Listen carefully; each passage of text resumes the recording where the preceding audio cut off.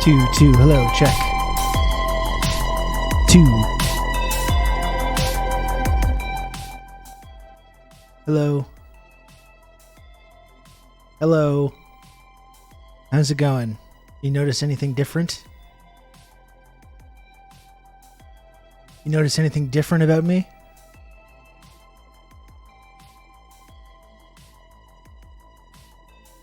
Impossible to say. We don't know. Who's this young man? I mean, the funny thing, like, Sean's saying a younger, more vibrant clone. I actually feel like I look older. I think I look older when I shave than when I don't. Is that weird? I don't know. It's just, it's getting to the time of year where it's like there's something in the air and my skin gets all like dry and irritated, and I should have moisturized, actually, now that I'm thinking about it. I guess possibly I still can. My skin's getting all irritated and it was starting to bug me. And I've been looking at some older clips from the show, and I was putting together that clip show, and I made that clip where I speak Chinese. And I was like, that's kind of a good look. Although, like, my shaver has like has number. You have the number 1, the number 2, number 3, number 4, whatever. And I can't find the number 2 attachment. I can't find the number 2. So I went with 1, and to me it was a little shorter than I was expecting. I was kind of looking for more of like a stubble kind of thing. Which now it's taken a day or 2 to grow in, so I'm starting to get there, but it was a little bunch. It was a little bit much. It was a little shocking. I'm probably going to grow some of it back, at least. Anyway, this has been... Thank you, Sean. This has been my Rob's shaving choices. The thing that everyone tunes into this program for. Everyone wants to know. Everyone wants to know. Rob's shaving choices. What was the thought process? What was the technique? How was the execution? These are the answers that everyone tunes into this program every day to learn about. You can count on me. You're going to have good old Rob to talk you through all this. Chat. Rob. Hello. Are we doing new mustaches today? Hello, Netlocked. Thanks for 37 months tier 1. Appreciate it. Thank you. We love listening to you speak about the mundane process that is life. Well, that's it. It's like those celeb magazines. They're just like us, you know? Right? It's a little bit like that. This guy is not just... it's not just that his ideas and his opinions are correct. It's not just that he's handsome, but he's also going through his life just like me. Thinking about stuff and shaving or not shaving, moisturizing, doing other stuff, you know? I know. It's crazy, isn't it?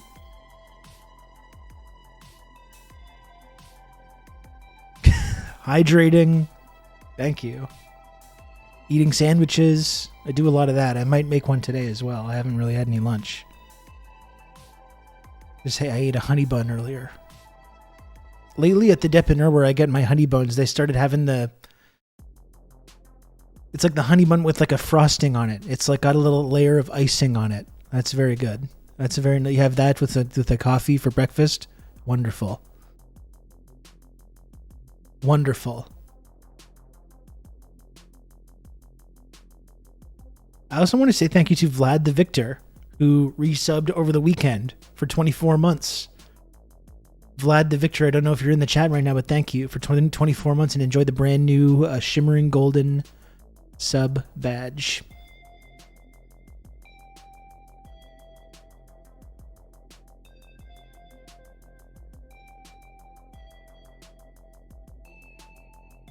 Man of the people, that's right, that's me.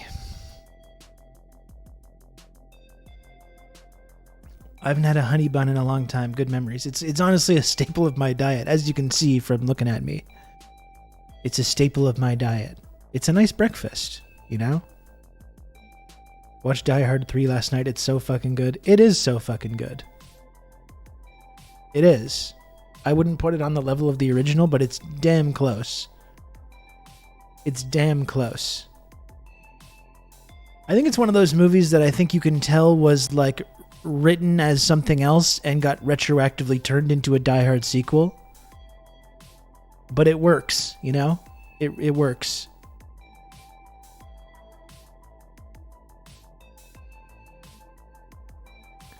One thing I miss about Montreal is all the delightful pastries. We got a lot of pastries. Well, that's funny. It's funny because like I live right across from some of the very best pastries and bread and stuff that you can get, probably in the world. If it's some of the best pastries you can get in Montreal, that means it's like it's up there in the rankings of very best pastries you can get in the world. And I go next door to the Dépanneur where I get a shitty honey bun for like $1.50, and I eat that. Sometimes I get the fancy ones. Sometimes I do. But again, I'm more of a common man, high in the running for best pastries worldwide. That's right.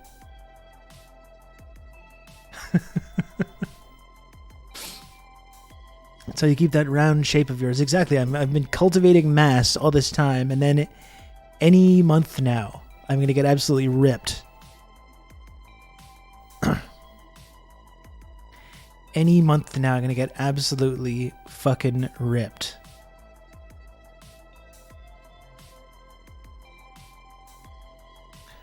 I think the only exception was Live Free or Die Hard, but I don't know. That one isn't even memorably bad enough to look into. Is that the one that's in Russia where he's like with his son or whatever? Yeah, I never even bothered to watch that.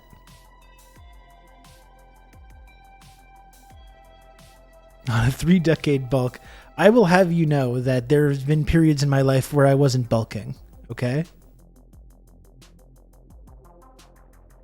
When my son was born, going on 8 years ago, I was in fantastic shape.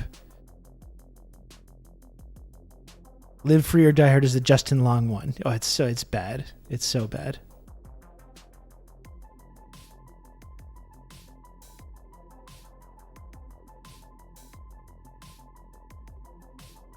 My hot take is the fourth movie is better than Die Harder. The thing is, the second one is not that great, but it's still got a lot going for it. I think it was directed by Rennie Harlin, who is a totally competent action director. It's got still Bruce Willis when he's still like Bruce Willis. It's got some very good action scenes, the whole snowmobile scene. It's got William Sadler. He's fun in that. There's a lot to like about it. It's not perfect. I just rate the fourth higher than most people do. Yeah, I think I just saw it the one time and I was like, I don't like this.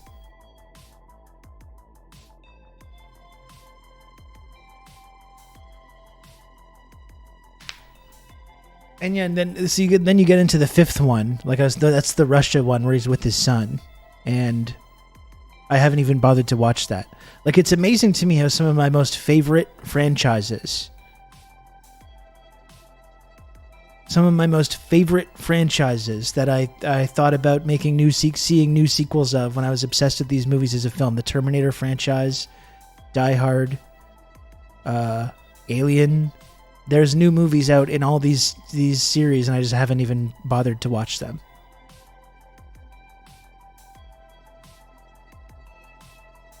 The second one is a noticeable lack of sidekick. He does have kind of a sidekick, which is like the like techie guy who helps him like establish the comm link or something. But you're right, it doesn't qualify.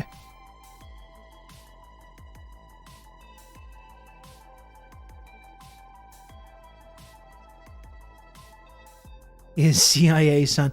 And what was the actor? What was the actor that played his son? He was also in the Suicide Squad movie. He was having one of those moments when the Die Hard movie came out when sometimes Hollywood just is this the new A-lister? And they just all of a sudden are in like 5 different franchises. You know? Australian something. What is his name?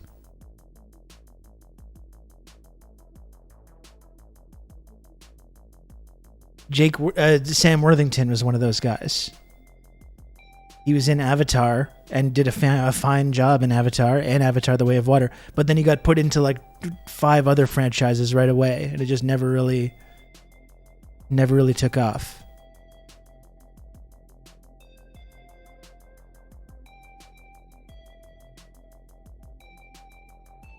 ACAB doesn't include Columbo. I think that's a source of contention on here. That's a source of contention. I think I love Columbo, but unfortunately I think ACAB does include Columbo. Even though Columbo himself, he doesn't carry a gun. He's not out there shooting people in the street. He's mostly just arresting like rich assholes, but he's working with the LAPD. The LAPD is basically a terrorist organization. Is Columbo blowing the whistle? Is Columbo blowing the whistle on the corrupt cops in the LAPD? Talking about their murders? I don't think he is. Unfortunately, And I love Columbo. He's a genius pretending to be a blundering buffoon, pretending to be clever. Believe me, I get it. I love Columbo. I like watching his antics. We gotta hold Columbo to account, unfortunately. He's so busy like solving these murder mysteries with all these like weird rich guys that think that he's some moron and they can just easily handle him. How many people were the LAPD killing in the 1970s and 80s? Maybe Columbo should look into some of those.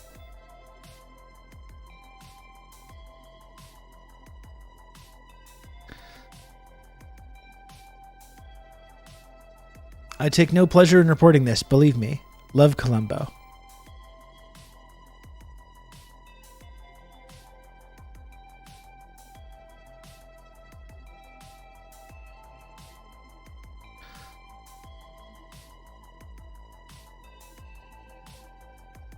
ACAB includes the dog from Paw Patrol. Oh, absolutely.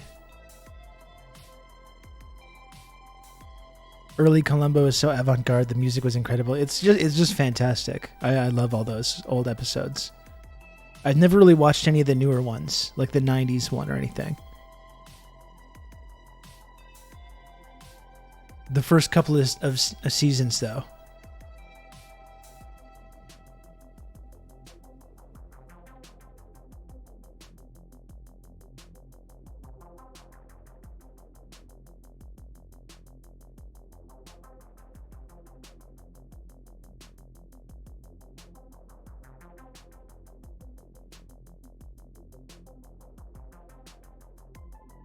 Yeah, just one of those things that would be in the background sometimes growing up like MASH, and MASH is also really worth a rewatch as well. I've kind of paused my rewatch of that. I think I'm on season 7 or 8 of MASH. MASH and Columbo and Cheers as well. I've been getting into the Cheers rewatch. I'm in season 3 of that. That's my trilogy of kind of like boomer dad shows.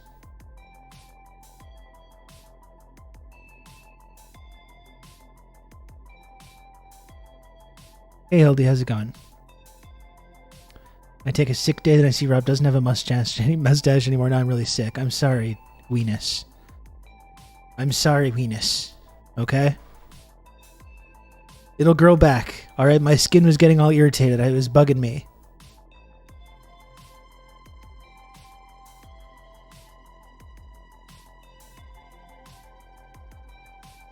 I'm in a really rebuilding stage. Some comedians are showing their whole ass over Israel. Now we've lost John Lovitz as well. What are we ever going to do? We've lost John Lovitz as well. Have good old Rob to talk you through all this. TRRS Friendship Triangle. Handshake. Small _red triangle down. Thank you, Regime Pilled, for 16 months tier 1. Very nice. I like that resub message too. That's good.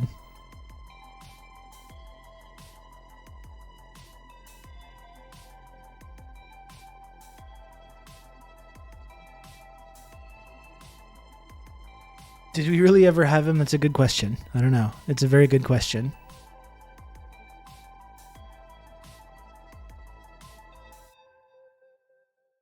What happened with John? He's been melting down in Katie Halper's messages.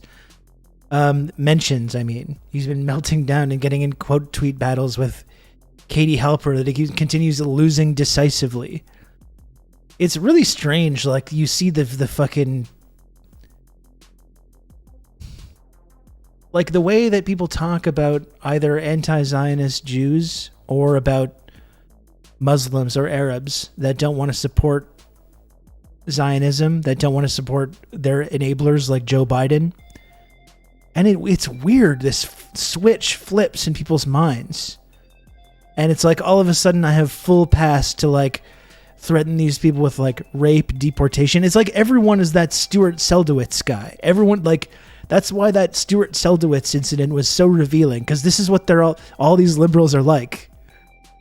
As soon as like you say I don't support Israel, this like switch flips in their mind, and it's like you'll be. I hope you get tortured. I hope you get raped. I hope you get murdered. I hope you get deported. I hope your parents get their fingernails torn out. Like, it's like, what the fuck? Like, it's really weird, isn't it?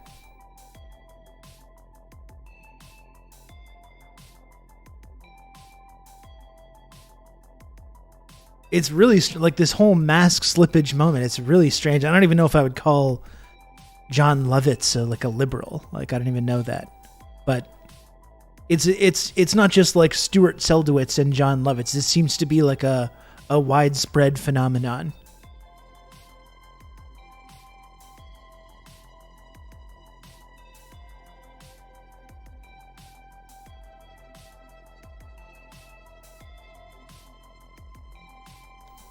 All liberals are waiting for an excuse to be a fascist. They are.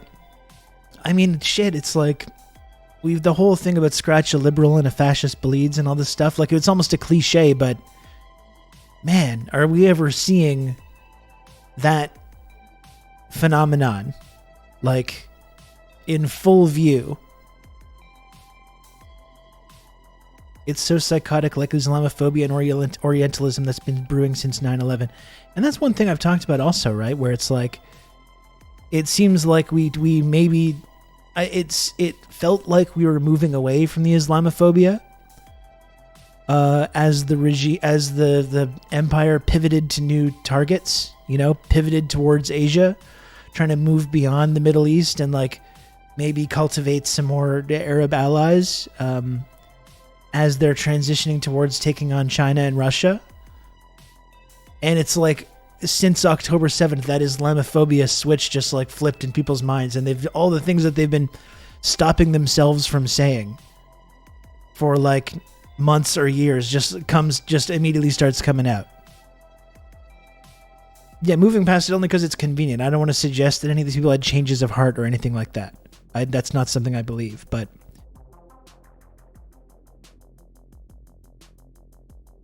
yeah, it was like Andy dropping Islamophobia, holding Sinophobia. But now it's like they're going into the storage room and getting out the old dusty mothballed Islamophobia and plugging that chip back into the liberal brain. It's really weird, honestly. It's a bizarre phenomenon to see it.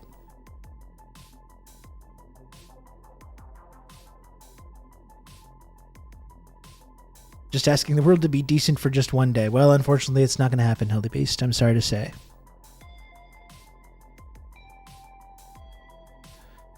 I read this unhinged Guardian article today saying how Xi's stance on Israel is a sign of things to come if they ruled. Oh, you mean they support a ceasefire and the stopping murdering civilians and to have a two-state solution? Like, Jesus Christ, that sounds horrible.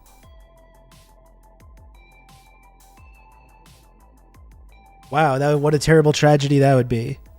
So scary.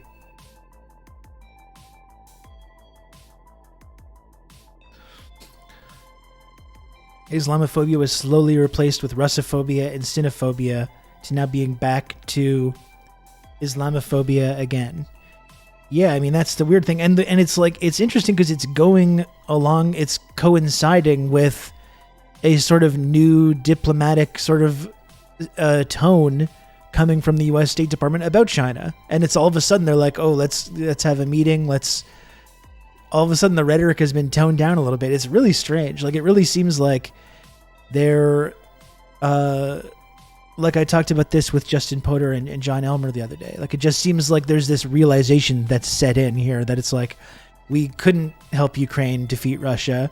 We're losing control of the situation in the Middle East. We literally can't pivot towards Asia right now and open up another front here. Like, we literally cannot do it. We don't have the resources to do it. We don't have the weapons to do it. It seems like that realization has set in.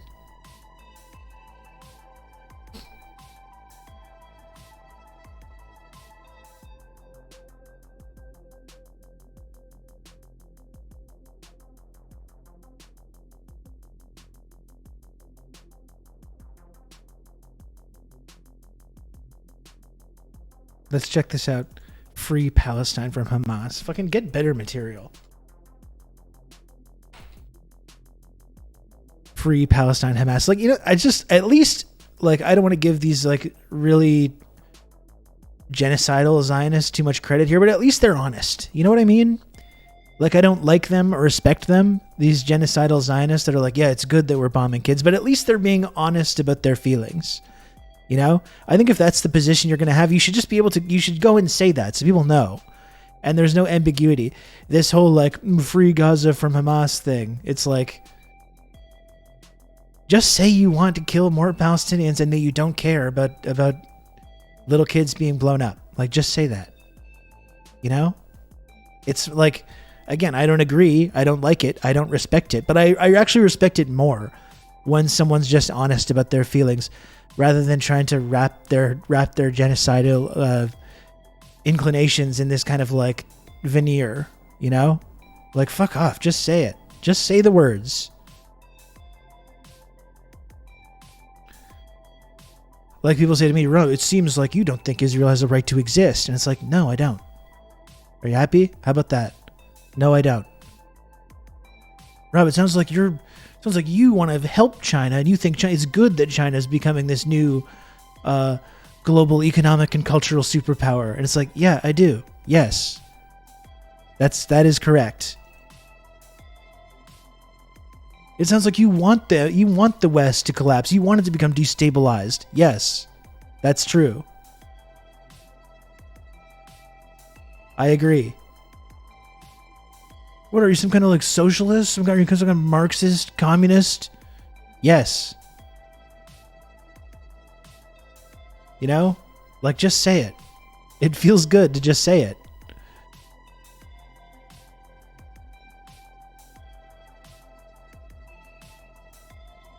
I don't think ethno-states built on settler colonialism have a right to exist. There we go. Easy. Easy.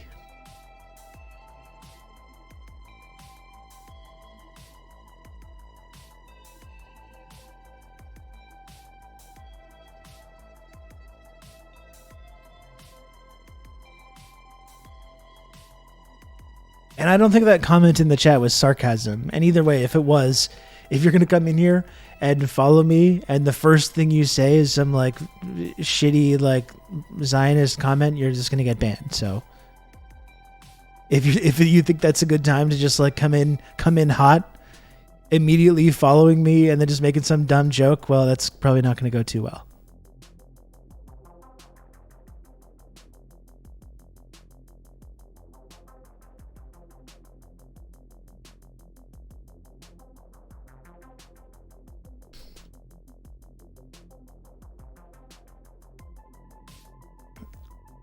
I'm going to look at this Guardian piece in just one moment.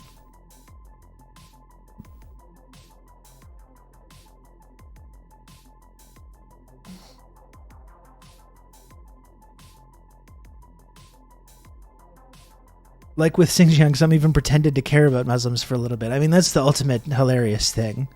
All these exact same people. Literally, the people that like talk about Uyghur genocide and protecting the Uyghur people from the genocide and Zionism is a circle. There's no like, oh, there's a little bit of crossover here. It is a circle. Or maybe there's like, it's a slightly less than a circle. I've seen some very malinformed and incoherent Free Palestine and Free East Turkestan posts, but I don't know how sincere any of those are. you know? So if it's not a circle, it's 99% of a circle.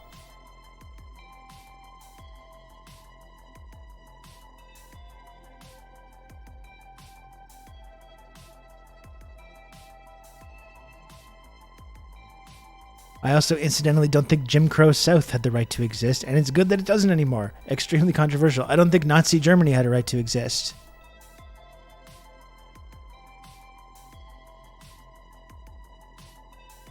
Okay? I also don't think the British Empire had a right to exist. Yeah, I don't think the British Raj had a right to exist. How about that? Like, it's not, we don't need to stop at Israel. We don't need to single out Israel.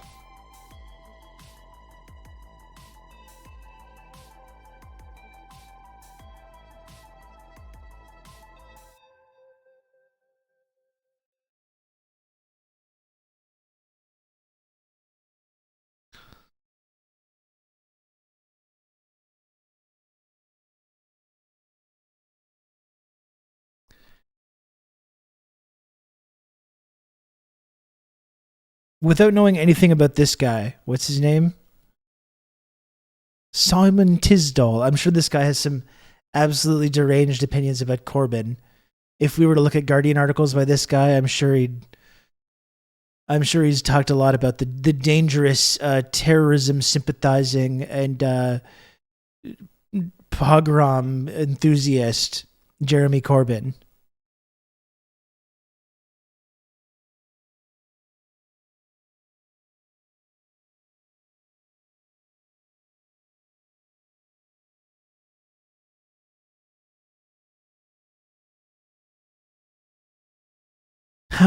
Should I read it all in a pompous British accent? Is that offensive to any of the British viewers?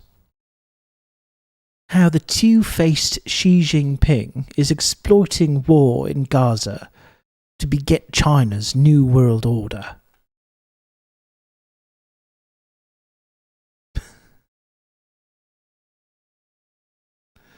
The dangerous tanky Jeremy Corbyn, as with Ukraine, the Chinese president's so-called neutrality is designed to advance his nation and make the US look weak. Yeah, it's really China that's making the US look weak. And yeah, it's designed to advance his nation. It's almost like every single other world leader around the world. I'm sorry, would this guy prefer if they didn't advance? Let's recede, actually. I'm going to be the first world leader. No advancement. We're just going to recede. We want less. We want lower living conditions. We want less of a diplomatic role. We want smaller economy. Right? That would be, according to this guy, that's what Xi Jinping should do. It's only good if we cheat at the great game. No one else can. That's right. Yeah, and it's not China making the U.S. look weak. I mean, the U.S. is doing that on itself, by itself. You have done that yourself. You've turned her against me. You have done that yourself.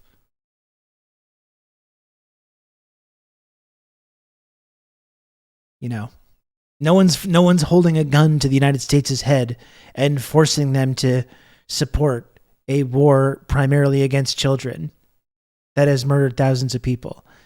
And by the way, worth pointing out as well, and I'm going to get to this article in a moment. So apparently the news that I've read is that this ceasefire or tentative pause, it's not even really a ceasefire, has been extended. That's what I read. It was supposed to resume today or tomorrow, and the bombing, and I read that it has been extended a bit more. We're going to get to more talking about this hostage release and some of the interesting things that came out about that. But I do find it funny, the whole like Biden people being like, all this time people were clamoring for a ceasefire, and behind the scenes Biden's negotiated a ceasefire, and the people are still mad. It's like, well, number one, that had nothing to do with Biden. The whatever pause in the fighting or this hostage exchange that's happening is a result of the Palestinian resistance. It has nothing to do with Joe Biden. It's certainly not something that Israel wants to be doing. They're doing it because they're being forced to. And you don't get credit for helping to negotiate this pause when you fully backed the 45 days of mass indiscriminate carpet bombing that took place prior to that, in which, 16,000 people were killed? Is that the number? Probably going to go up higher once they start to really assess the damage. You can count on me. You're going to have good old Rob to talk you through all this. You know, you don't get credit then. Like, the time to stop it was on October 8th. You know? We've read stories this month about fucking Ronald Reagan being tougher on Israel than Joe Biden. Reagan saying, like, knock this off right now. It's America. Diego, thank you for the gifted sub. It's fucking America. They're at the same time the most powerful nation in the world, the most strongest global imperialist power, but then they're just so, I'm too weak. And I keep doing Star Wars. I keep doing Revenge of the Sith references. I'm too weak. You know? It's America. You could have stopped this on October 8th. You could have stopped it on October 9th and 10th and 11th and 12th. They found fuck all at Shifa, and Biden himself has put his own legacy into promoting all these propaganda campaigns about the beheaded babies, about Shifa Hospital and this Hamas headquarters that was there. Like, American State Department and intelligence and Biden himself have co-signed all of these narratives.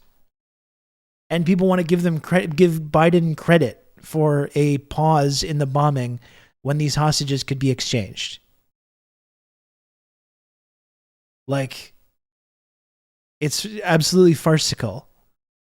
I'm but a small bean imperialist.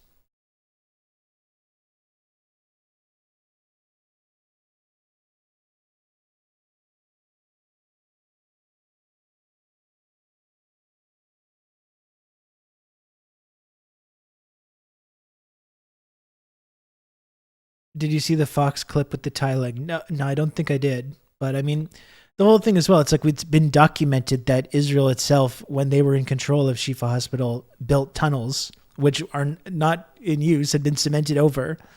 So then they bust into these tunnels. They find some like old tunnels with some toilets and stuff in there. And it's like, look, see there, that's why we were exactly right to bomb this hospital and shoot the patients and terrorize everybody.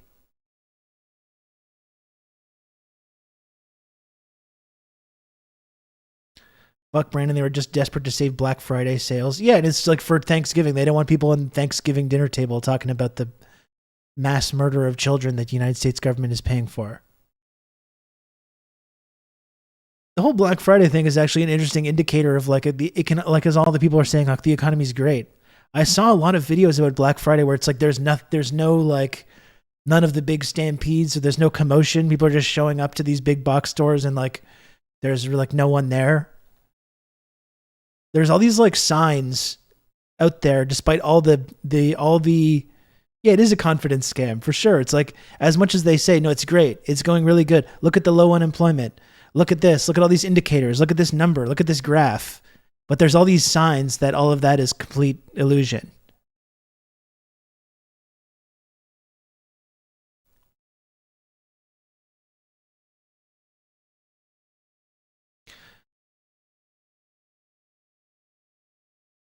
I will watch this in one moment. Ropes into Eden. Hello, Matt. What's up? Did you see the video of the woman taking down the Black Friday price tags, and the price tags banned to the same price? I did see that, yeah.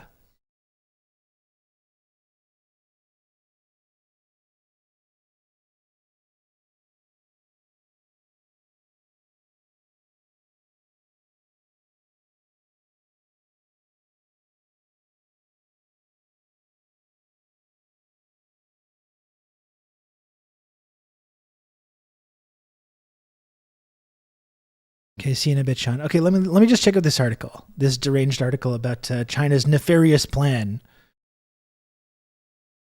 China's nefarious plan to like try to do what they can to promote peace and stability and stop bombing campaigns that are murdering children.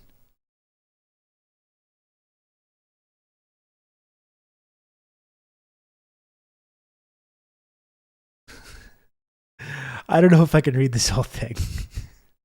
I'm already dying. Anyone wondering what life would be like in a 21st century world led by China need look no further than Beijing's self-serving, two-faced approach to the Israel-Hamas war. I mean, how do you call it an Israel-Hamas war when they've killed like 16,000 people? I think the numbers that they themselves have released today are like, we killed maybe like between 1,000 and 2,000 Hamas fighters. Let's call it 1,500, right? Let's say they killed 15,000 Hamas fighters out of 16,000 people, which is, again, probably higher. I think 16,000 is like a low end of the estimate. And however many thousands of kids at this point? 7,000? So you can't really call it an Israel-Hamas war. And I even saw Norm Finkelstein making this case too about October 7th, saying like, well, yes, civilians died, but also a large percentage of IDF soldiers died. So if that's your metric, if we're saying a certain number of civilians are okay, as long as you're going after military targets, well, you should be okay with that as well.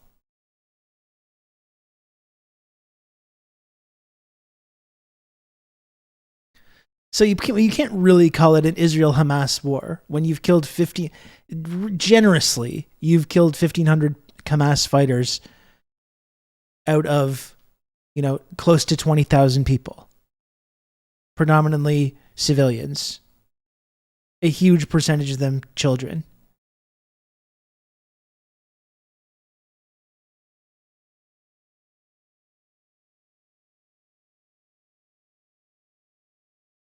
It's a ghetto cleansing. It's just a large scale version of their mowing the grass. Right? So it's one sentence into this and I'm already just like mad. Claiming to be neutral and even-handed, President Xi Jinping supports a ceasefire, yet he refuses to condemn Hamas for its 7th October atrocities and criticizes Israel. President Xi just refuses to condemn Hamas. Can you believe this guy? Can you believe this joker? He knows a ceasefire would benefit Hamas, but also that's a crowd pleaser in countries of the global south. These countries in the global south that are against the mass murder of children. Can you believe these? Can you believe these people? What really interests Xi is how Israel's relentless assault on Gaza is making its U.S. ally look weak. It doesn't look weak. It is weak and guilty by association in the eyes of the world. Like what about? What really interests Xi is how Israel's relentless assault on Gaza is making its U.S. ally look weak and guilty by association in the eyes of the world. I mean, that's what does that have to do with China? That's just a natural result of arming a apartheid occupier regime with billions of dollars worth of weaponry and then giving them full diplomatic cover to carpet bomb a concentration camp for 45 days. Like, that's just the natural result. What does that have to do with China? If the U.S. doesn't want to look weak and have, quote, guilt by association in the eyes of the world, perhaps it shouldn't do these things. There's one easy answer. President Xi Jinping hates this. Just don't do those things, and then that won't be an issue. Like, how is that their problem? While dividing the Western democracies, alienating Arab states, and discrediting the international rules-based order he hopes to replace. Again, that has nothing to do with China or President Xi. That's just a natural result of what is going on right now through the U.S.'s own policies, its own stated policies and objectives, its geostrategic objectives. What a dictator, having positions in alignment with billions of people across the globe. I know, it's cheating. It's cheating when you allow the U.S. to just follow its own strategies to its obvious conclusion, and that alienates itself from billions of people around the world. That's cheating to do.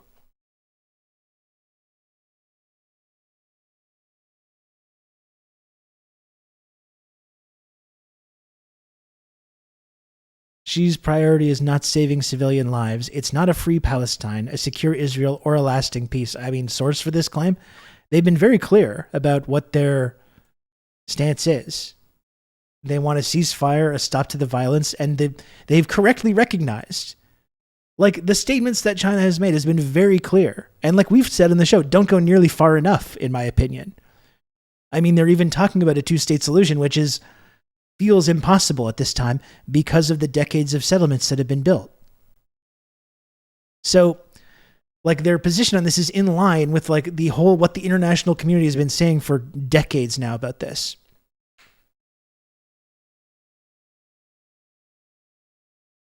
And like, their statements on this have been very clear. They recognize the source of the violence is the decades of oppression, apartheid, and dispossession of Palestinian people, which everyone around the world, except for like empire-brained white Western colonizers, recognize is just the obvious truth to this situation.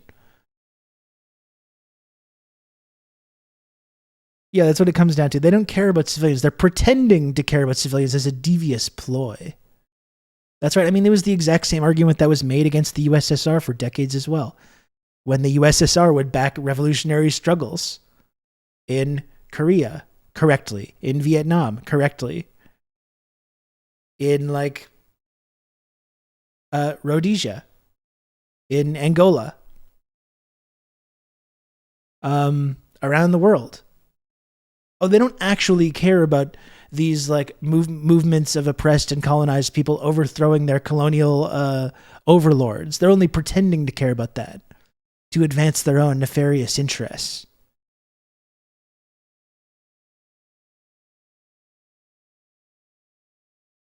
He's saying these calls for peace are sinister and dangerous. I know.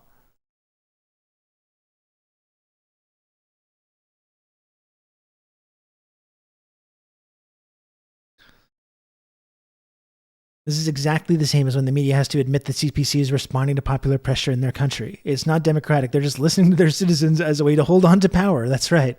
I mean, it all goes back to...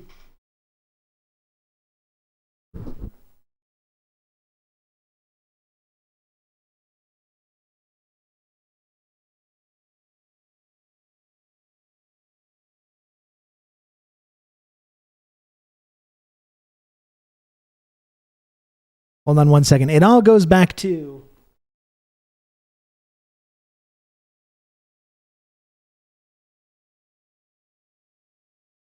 All goes back to...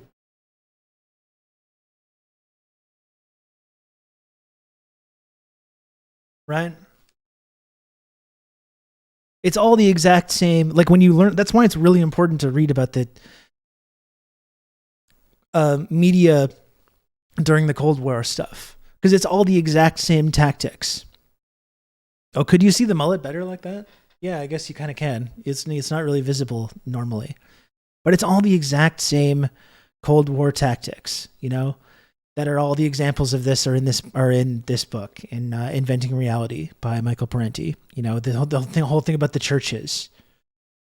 If the churches are full, it means people are rejecting the authoritarian secularism of the regime, and if the churches are empty, it's because they're being repressed and people aren't allowed to have religion and all this stuff. I mean, there's nothing that these, if they're a target, if it's an official enemy state that's being targeted by our media machine, our like Western consent manufacturing machine, there's nothing they can do. They can say like, we support, you know, eradicating poverty, we support ending violence in Gaza, we support doing this and this, and there's no real like, even if these things are ostensibly good, they're doing it for these sinister reasons. You see, I mean, it's all the exact same methods, and all these fucking guys are these like they still have that Cold War mentality, all these boomer journalists, and even if they're not from that era, they've they've like absorbed that boomer propaganda Cold War mentality through like their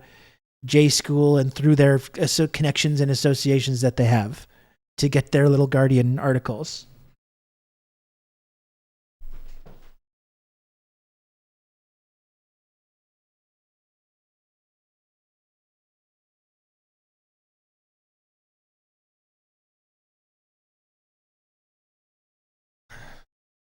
The godless authoritarian regime, exactly. It's all the exact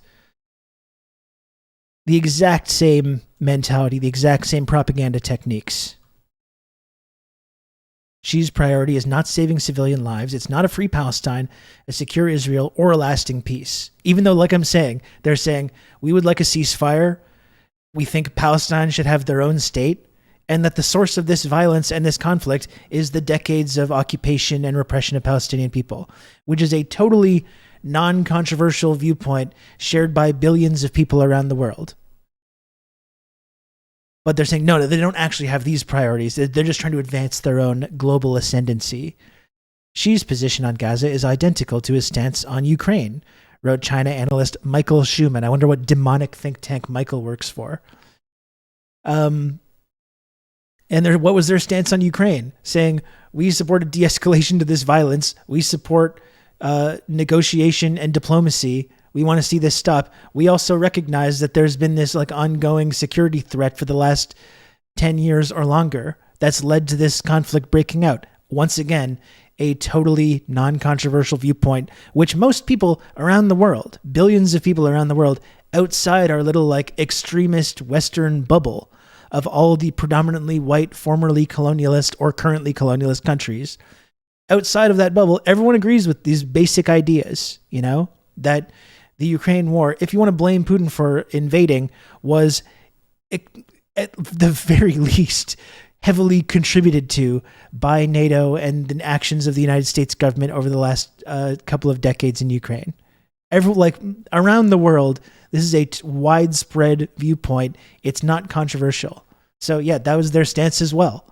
We support an end to the hostilities, and we also recognize that the current violence that's happening didn't start on October 7th, or it didn't start on February 22nd in Ukraine, but it actually goes back further than that, you know, because they apply this kind of like historical materialist analysis to talking about these geopolitical affairs, you know, and they're saying it was like this big sinister thing.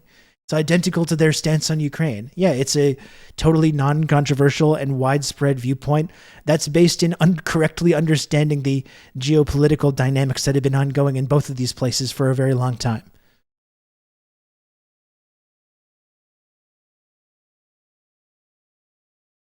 They're pursuing global supremacy, whereas we would never. Exactly. Yeah.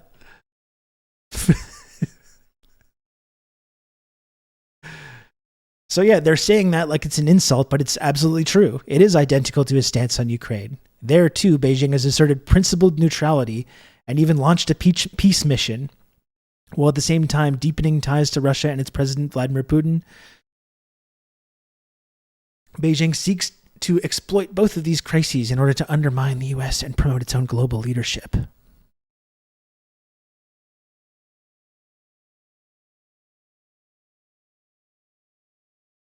I don't know. I can't read this whole thing. I mean, it's just too annoying. But I think we understand what's going on. We understand what Empire stenographer Simon Tisdall is trying to do here. And because we're Marxist and we have correct geopolitical understanding, we have a correct historical materialist analysis of both the Middle East and Ukraine, we understand exactly what he's trying to do.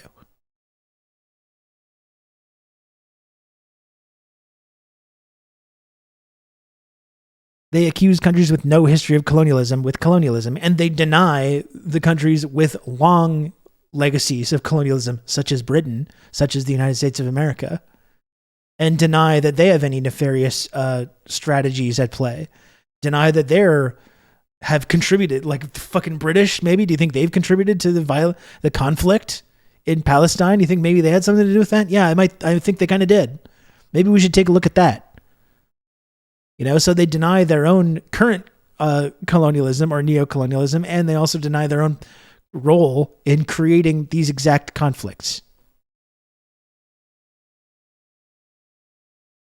I'm not even a dengist or anything, but China will 100% be infinitely better than U.S. hegemony. I absolutely agree with you. And I don't know if I'm a dengist either, except I do respect Deng Xiaoping's contribution to creating, like, to building up China as a modern, like, powerful and widely respected socialist country, which I don't think that's what the situation China would be in now without those reforms that Deng Xiaoping pushed for in the 80s and 90s. So it's more about being a materialist, I think.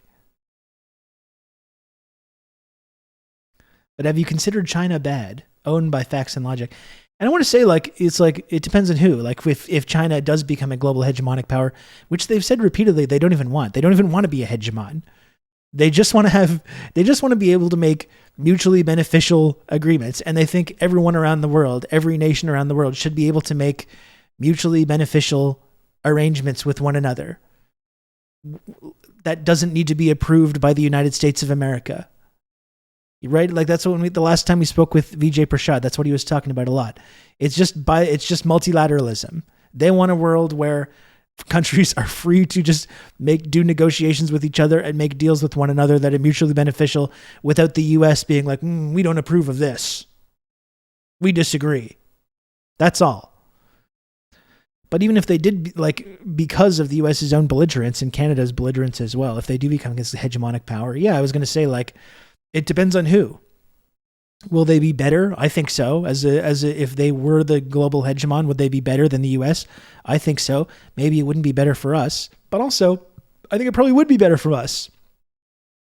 It would be better for us if we could have a strong diplomatic and economic partnership and relationship with China rather than having this, like, hostility. It would actually be better for us if we could maybe do things like build infrastructure in our nation. Wouldn't that be nice?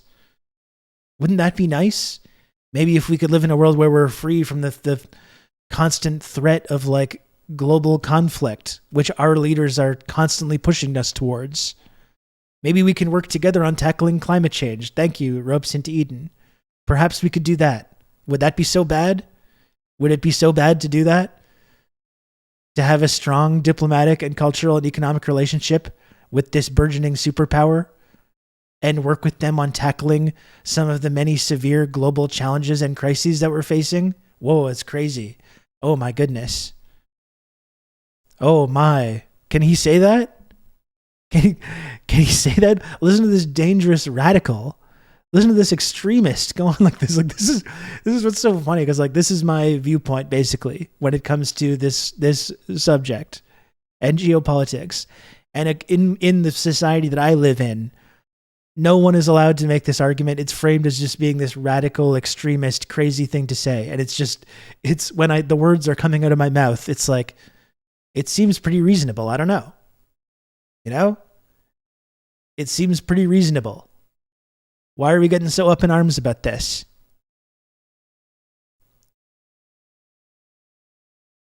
It's the same counterfactual colonizers respond to with land back decolonization with, which, you see that in Palestine right now, right? If they get the power, they'll do the same thing to us, which is never the case because most people aren't violent psychopaths. Exactly. We have the like Western colonial mindset brain disease, which turns people into violent killers,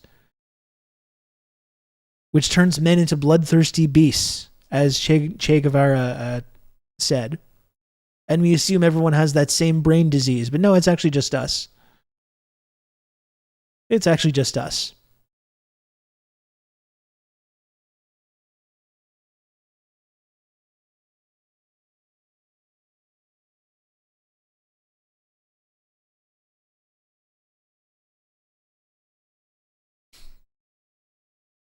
We have the self-imposed moral high ground. I mean, it's the funny thing, Healthy, is right. It's like we really like talk ourselves into thinking that we do have some kind of moral high ground, and everyone around the world recognizes that we do not, that we don't have a leg to stand on. And because we have this like colonizer mentality, we still insist that like we have some kind of ability to lecture anybody about these things. And knowing, like, if people around the world were inclined to listen to this recently, they're not going to be any more. I have the high ground. It's the third Revenge of the Sith reference today.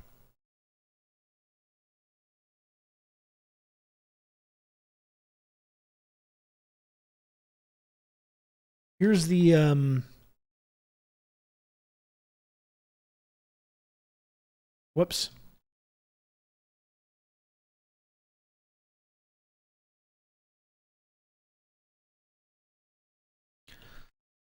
This clip from the hospital, which I don't think I had seen.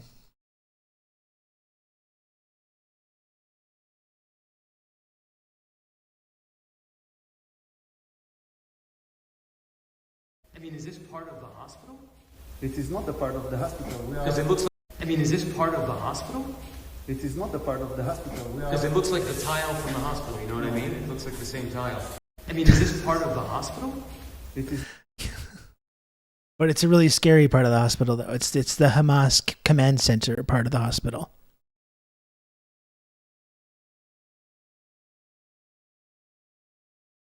It's a very sinister basement.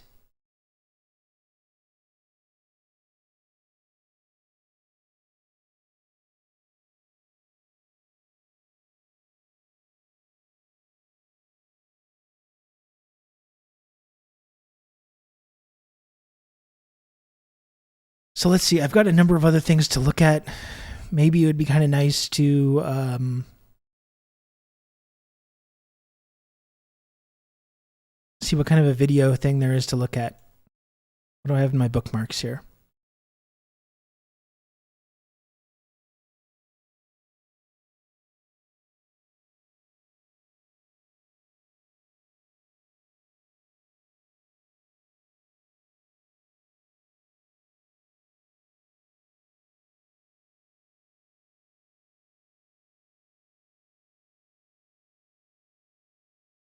Talk amongst yourselves.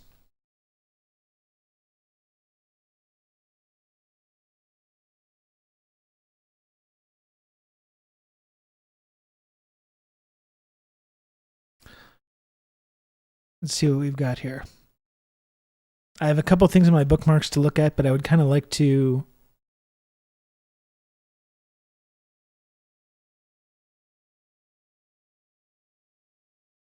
maybe just take a little breather.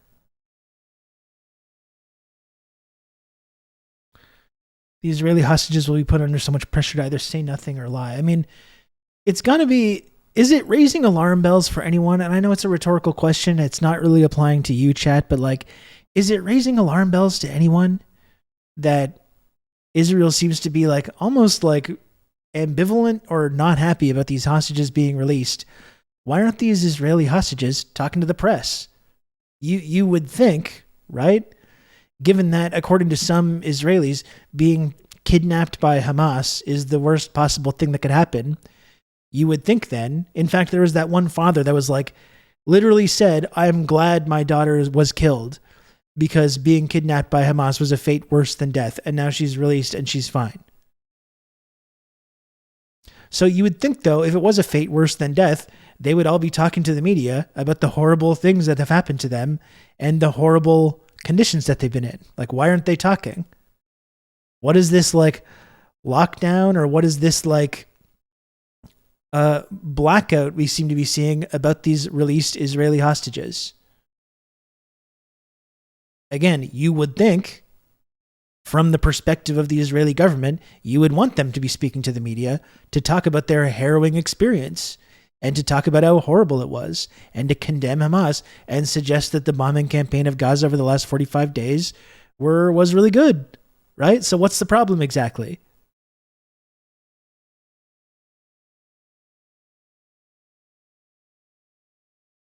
What is the problem? It's I think people should be asking them that question.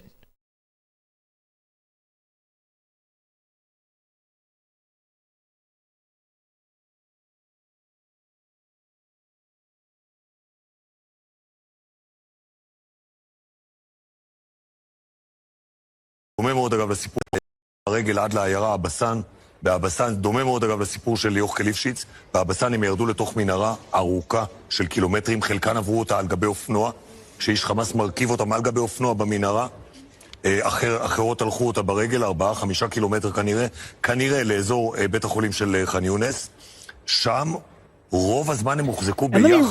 Let me reiterate when I'm talking about this. I'm not because like I'm sure for all of these people, being kidnapped is a harrowing and scary and traumatizing experience, right? And I'm not suggesting otherwise. I don't doubt that it was awful to be kidnapped and scary. I'm not suggesting that they got the red carpet rolled out for them and were treated like fucking VIPs. But I do think, though, we do need to like break down this whole argument that the Israeli government has repeatedly been making. And it goes back to the whole like Hannibal directive thing. We'd rather people die than be taken hostage. Like that's what the father of a little girl was saying. I would prefer her being dead than being taken hostage by Hamas. That's what he's saying. And now she's alive. And I don't know if you're a father or even if you're not, I think that's a really fucked up thing to say to your child who you don't know if they're dead or alive. So yeah, I don't doubt that it was not a nice experience. It was not nice or cool to be taken hostage. But I do think we need to examine, the contradiction here between what the Israeli government says, what their actions have been, which has been bombing Gaza for the last 45 days, where many of these people were. And why are they not speaking to the media upon being released? We saw the last hostages when they were released, when they spoke to the media, it was a propaganda disaster for Israel. It's not nice or cool to be in Gaza during carpet bombings. No, it is not.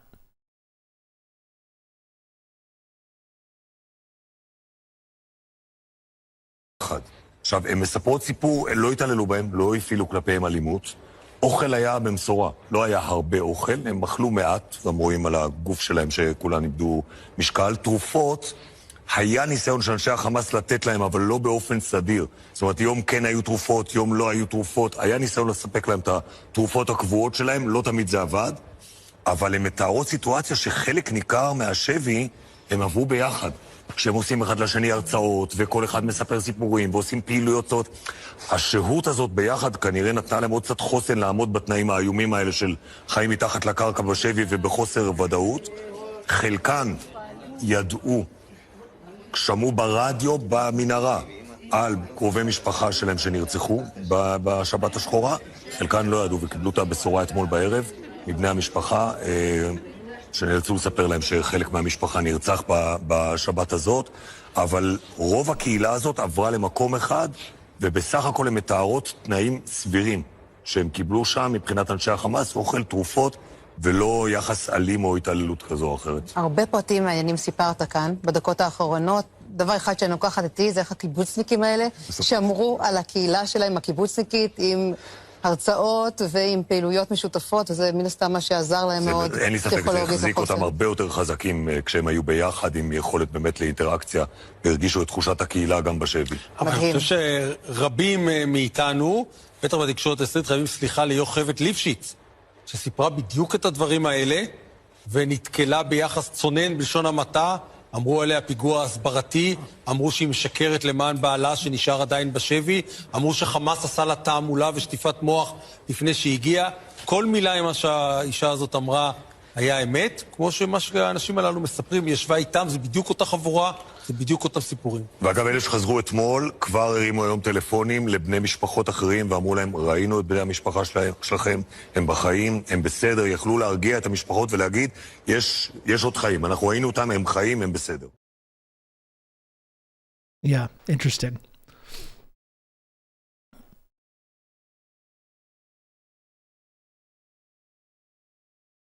Yeah, they've lost the information more. I think that's clear.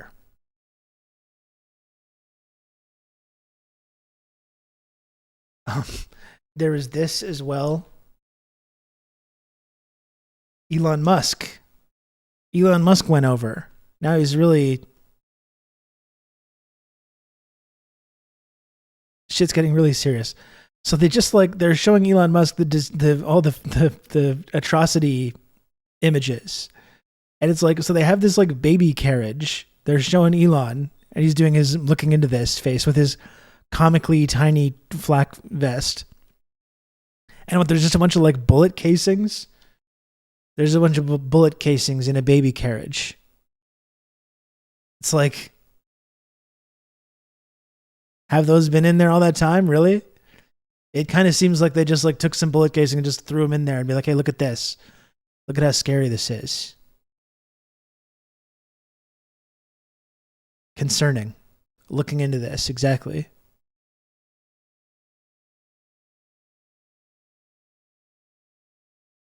You're anti-Semitic, but you support our ethno-state. We therefore like you. I mean, that's pretty much what it comes down to when it comes to Zionism.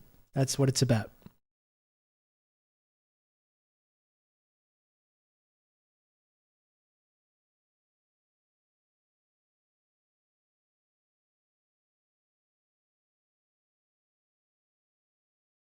The baby was packing.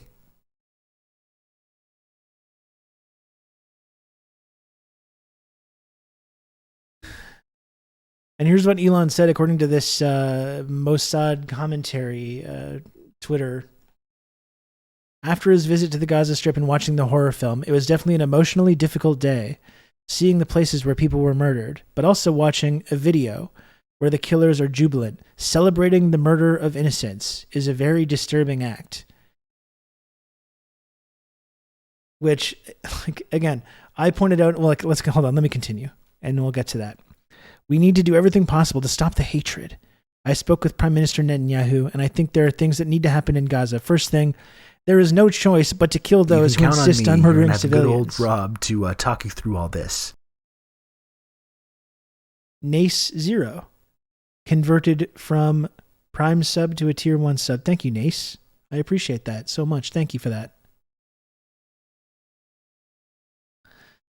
So he says, first thing, there is no choice but to kill those who insist on murdering innocents while standing next to Netanyahu. That's interesting turn of phrase. Finally, me and Elon agree. There's no choice but to kill those who insist on murdering civilians. You know what? I actually agree with that for once. Finally, we found some common ground. If only there was any record of any Israeli officials that have gone on record over the last 45 days celebrating the murder of civilians. If only we could find some of the examples of that. He's calling for NATO to invade Tel Aviv. Yeah, finally. And the second thing is to change education so that the new generation of the murderers will not receive training to be murderers. So it's an education thing. When people are just growing up in this hopeless concentration camp, being bombarded like every couple of years, being bombed, being brutalized and subjugated, we'll just change the education so they're just getting a different education so they don't get angry at the people that are keeping them in the concentration camp. Right?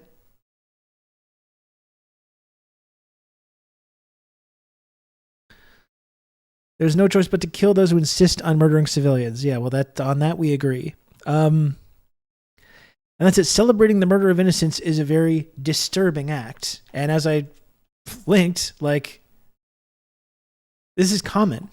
Israelis watch bombs drop on Gaza from front row seats. And this is from 10 years ago. This is from 10 years ago. So people, if they try to say like, oh, the October 7th or whatever, this is 10 years ago. Celebrating the murder of innocents, you say, Elon. There's something very disturbing about that. So not only have Israelis and Zionists and their supporters in media and politics been doing this over the last 45 days, but like this is a long-standing trend, celebrating the murder of innocents. When Israel does this mowing the grass, you have Israelis that celebrate that. They watch it. They bring sofas and recliners up to the hilltop so they can watch it and cheer when the bombs are going off.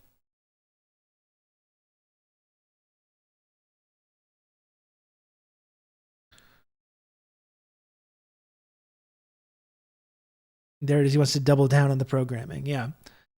Oh, man, I was really upset to see that tank, guys. Okay. I really thought that the tank guy had been triangled, and unfortunately not.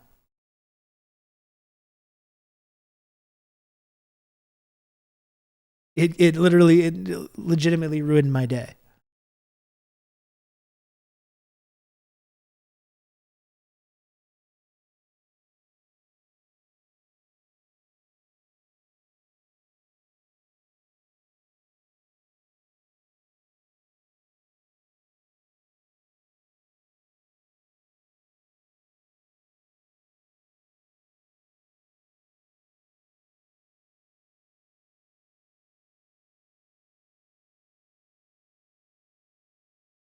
Here's a thread of some of the damage in Gaza.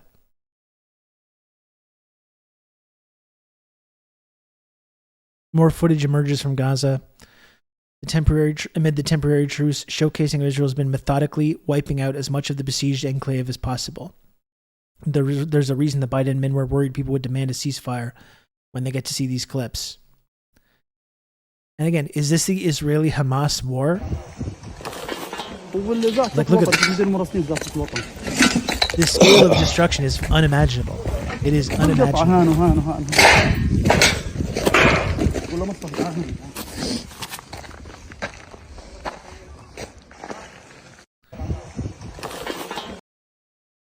ننقل لكم المشهد والصورة اليوم هنا تحديدا من أبراج الندى أقصى شمال قطاع غزة. هذه الأبراج التي كانت مكدسة بدويها وأهلها الأطفال والآمنين والأبرياء. هذه الأبراج تتحول إلى مدينة أشباح كاملة كما تشاهدون بفعل البراميل الإسرائيلية والأحزمة النارية التي استهدفت هذا المكان. هذه الأبراج التي كانت تنعم بالحياة وتنعم بالأمن والسلام. إسرائيل أبت أن تحول هذه المنطقة إلى دمار شامل. هذه غزة ومن خلف دمارها الشامل الذي يحتاج إلى عشرات السنين ليعود كما كان في المرة الأولى. In a just world, Israel would have been intervened with already. Well, and that's the whole thing about the absurdity of talking about President Xi and China and saying like they're just advancing their own interests. They don't actually care.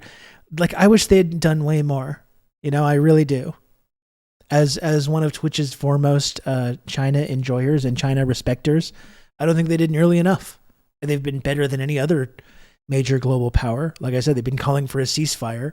They've been correctly outlining the causes of the conflict, which is not the violence of October 7th, but decades of dispossession and apartheid. So they've been good in terms of their rhetoric, but yeah, I wish they had done more, frankly. We understand the reasoning why. We understand that that's not what their foreign policy kind of strategy is, but that's the funny thing, I think, about framing them as being some kind of like secretly pro-Hamas, anti-Western thing that's advancing their own agenda.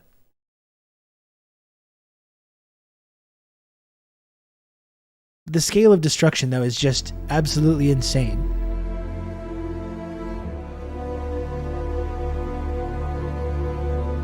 "1,500 Hamas fighters, according to Israel, they've killed. Who knows what the number actually is? This is for 1,500 people in the Israeli-Hamas war. All of this, 1,500 people, tens of thousands killed. I've lost count of the number of children. I don't even know what the latest count is. 7,000? 7,000 children? They did this so they could kill 1,500 people, Hamas fighters.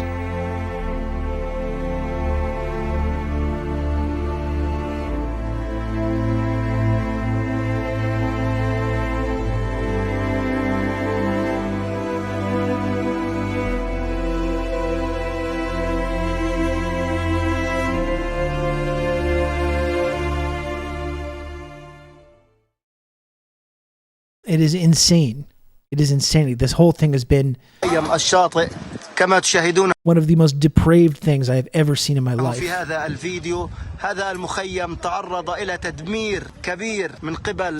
it looks like a nuclear weapon went off. 45 days. And it's like, I think we underestimate, the terror. The terror campaign of 45 days of nonstop bombings. And especially, I think about like being in Gaza and when it's like getting dark. And I've seen like journalists and people from Gaza that have said things to this effect. It's like night is coming and you don't know what that means. You don't know if you're going to live another night. And you go through every day like that for weeks at a time. Is this the night that my house is finally going to be targeted? You know?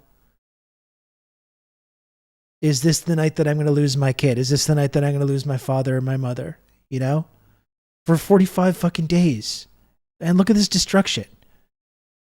Like it is unfathomable. يوجد قطع عسكرية إسرائيلية في البحر تمنع من دخول المواطنين من البحر. بعد هذه الحرب أين سيذهب هؤلاء المواطنون لا أحد يعلم.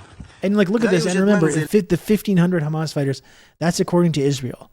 Like, let's say that number is accurate. And they really did kill 1,500 Hamas fighters over the last 45 days. This is what they had to do it. This is what they had to do, unleash, in order to kill 1,500 people. يصلح للسكن أو للعيش. دمار واسع على مد البصر. هذا المخيم تم تدميره على رؤوس ساكنيه وارتقى هنا العديد من الشهداء. دمار بس من أجل الدمار بده يحرق قلوبنا بس. أولادنا طبعا استشهدوا زوجتي وبنات الأربعة وأخوي وزوجتي. في قصف والله كيف؟ في قصف. شردتهم استشهدوا. وين المنطقة؟ عند نقابة المهندسين. أنت سكان وين حاليا؟ أنا في الشمال أنا رايح أشوف البيت بدي أجيب لي منها حاجة شيء. لقيت إشي والله لسه ما وصلتش لبيتك؟ لا وصلت الصبح لقيت شوية ملابس طبعا فيش دار يعني مكسرة وقذائف.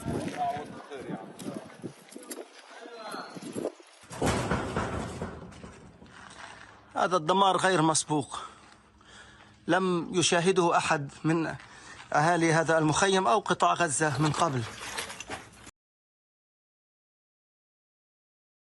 Absolutely insane.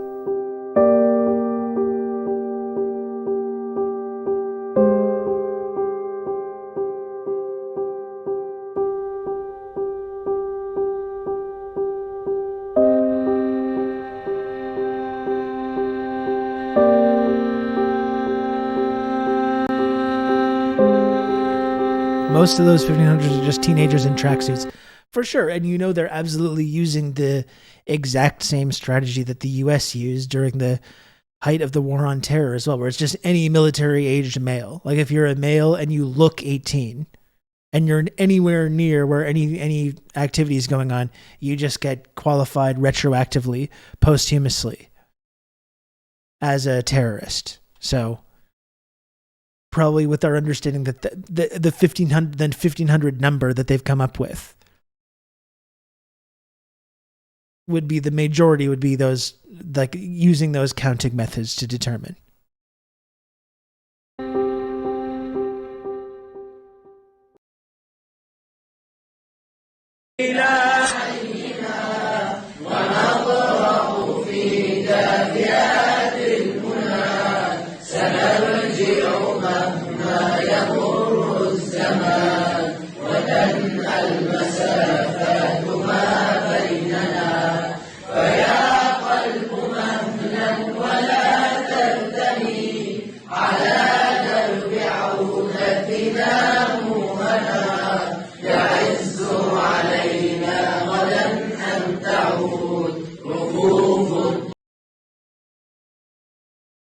Insane.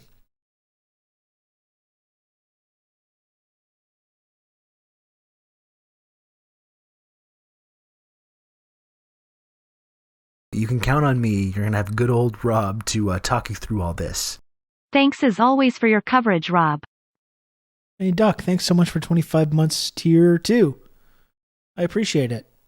I haven't seen you in the chat for a while, Doc, so glad that you're still out there.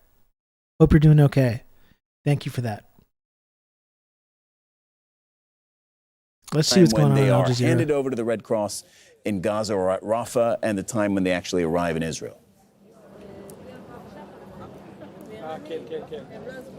Yeah, well, our understanding at the moment is that they have been handed over to the Red Cross. Israeli media is using a video that's been shared by someone. It's not clear. I've had a look at the video. I can't see any of the those that are captive inside those that convoy of Red Cross vans. But it seems also that on top of the 11 Israeli captives, they're also saying that 6 Thai nationals are being released, making it a total of 17 people. Again, unconfirmed reports. Usually what happens here is most people, media, everyone that's following this story, including those that are here in the square, the families, those that are from those towns where that attack happened and was carried out, people are watching that video very closely. It's usually the first one that's released, showing them being handed over to the Red Cross. And the reason why that is a lot of the community members are looking and waiting to see if they recognize any of their relatives, any of those that they know, whether they're neighbors or friends, to see if they can recognize them. And every time they do, there's a big cheer, and they usually tend to televise it. What we know is that it seems that the community known as Near Oz, that's where one of the biggest numbers of deaths happened, where people were killed there. And it seems that they've gathered together to watch and find out what happens with this release of the videos. They are in Eilat, that's in the I'm not sure how long the ceasefire has been extended Egypt, to. and that's because they had I've seen the Borat evacuate guy. from their I think town it's funny just and to move elsewhere. when the Borat guy is going on one of these like genocidal rants, just to reply with like quotes from the Borat film, and just to completely ignore everything that he's saying.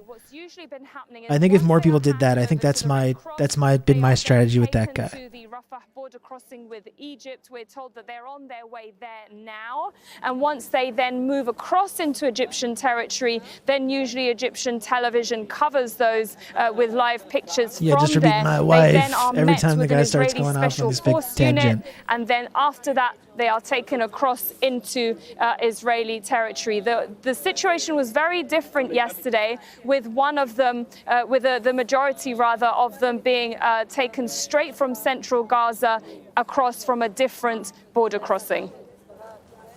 Sarah, Israeli media were also reporting that the leader of Hamas in Gaza, Yahya Sinwar, visited the captives at some point during their captivity. What more can you tell us? That's right. This seems to be the first report here from this side, at least, saying that the Hamas leader Yahya Sinwar has visited those that are already remaining as held captive in Gaza, saying that he met them in the tunnels and spoke to them. He seems to be fluent in Hebrew and has spoken to them, informing them about this ceasefire and letting them know what the latest situation is. We've also been hearing testimonies from those that have managed now to come back here safely, and they're already talking about the circumstances that they were under. They've been detailing it as Israel says that it's gathering intelligence as well, because they say it's integral once these days are over, once this ceasefire over, whether there's this extension or not, whether for however long it will be, that they maintain. In fact, Prime Minister Benjamin Netanyahu has just said this. So as you have Galant, the Minister of Defense, that they will continue with the war. They will continue fighting. Sensitivity experts, once, and that their aim also, the racial and cultural sensitivity experts have logged on to lecture us all about their all of this, enlightened of course, values. is as there's a general consensus from the US, which has been pushing for this temporary pause. Yeah, welcome with back. The Time aim to be to bring interrogated. back as many people as they can, if anything, all of the captives.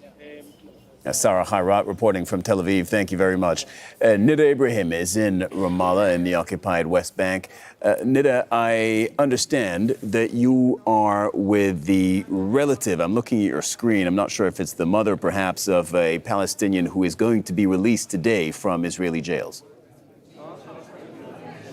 Yes, I am with a father. This was our producer. I'm with a father of a prisoner, Abdullah Al-Khatib, and his son's name just came out on the list of names of Palestinians who are expected to be released today. يعطيك العافية. الله يعافيكي. Hello.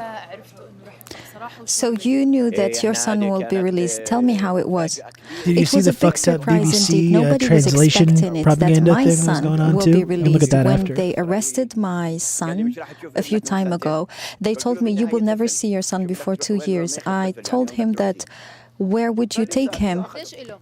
How long has he been there? 17 months. We haven't seen him since they took him away. We did not have anything about him. We don't even know how he looks now. But thank God for everything. Tell me more about the arrest.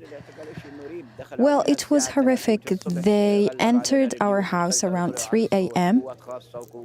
and there were different forces and dogs with them. So I was asking them, why do you have to make such a scene? We have sons and grandsons who are sleeping. You should be more decent and respect our house. He said that he wanted my son, so I told them to take him. He was 17 years old. This is the 4th time he's been arrested. Well, Yusuf, my son, has been sentenced seven times. They took him when he was 14, 15, 16, and now it's 17 years old. It's amazing, like, all the stuff about the hostages. He was under arrest. And, like, how do you expect Israel to have a ceasefire when Hamas is taking all these hostages? And then these hostages that are being released from Israel, who are in prison in Israel long before October 7th, and you hear their stories, and it's like, oh, she was arrested when she was 13 years old on her way to school and stuff like that. She was accused of like a knife attack because she was in the vicinity of like a knife that we found around the block, stuff like that. Oh, she was arrested when she was 12, 13, 14 years old. Yeah, my son was arrested the first time he was 14. It's impossible to talk to them. Sometimes you just try to have and are in there for years, 5, 6, 7 years, or just throwing stones. Yeah. I feel scared because I have Remember in the Bible the whole parable about throwing the stones at the stronger enemy, and who is supposed to be the fucking clear protagonist and antagonist in that situation? Remember that? Oh yeah. Okay. Yusuf was with them. They also came and searched the house. They created a panic situation. Apparently, at home. it's just still too difficult for us to understand. Children, if you need anything, just give me a phone call and I will bring this on. But don't make such a scene. Why would you come and search the house? Why do you? It is very they do American, that? Venus, for sure. Because they do whatever they want. Sometimes they say they just want to. No wonder all the crossover between the IDF and American police. Tell me more about your younger son. Hang on one second, folks. There's one thing that people need to understand. I am civilian and I don't carry weapons or anything. But when they carry weapons, but actually they are scared of me, the civilian who have nothing. What about your young son? He's very scared. He was 5 years old when they came to the house and searched, so he screamed and he has some sort of a trauma now. But thank God for everything. How do you feel? Are you really believing that your son will be released? I'm a pacifist person. I'm not a person who would create any problems. I'm just a pro-peace person. We hope that you will see your son soon. Thank you so much. So this is the scene here, and we've been speaking to other freed prisoners who say, really, there's no guarantee that Israel is not going to rearrest them. But again, for those families, this is a good moment. They're gathering here as soon as they received the list. As you heard from Abdullah, it was a surprise. They had no idea because he was receiving those threats from the Israeli intelligence officers who were saying to him that that his son is going to remain in jail for as long as possible. So this is part of the intimidation that is enforced on Palestinians. Nida, one more thing before I let you go. I think it's important to point this out. Once today is complete, and assuming everything goes ahead and Israel releases the 33 Palestinians from jail that it's going to release today, that will make 150 Palestinians released over a 4-day period. But over the last couple of weeks, they have actually pulled in, arrested, and are still detaining far more Palestinians than that. The point I'm making is they're arresting more Palestinians than they're detaining. Even since they started releasing hostages, they've arrested more. That they've been arresting almost to compensate for the hostages right, they just released. Since October 7th. They've had people way before that. But also, There are Palestinians who are saying that we would have preferred if the list included Palestinians with higher sentences. Yes, we are talking about young boys. Yes, we are talking about teenagers who their parents are telling us they're too young to handle all of that pain that includes the experience in prison, which is interrogation, the arrest, as we've just heard, and also the time that they spent away from their families.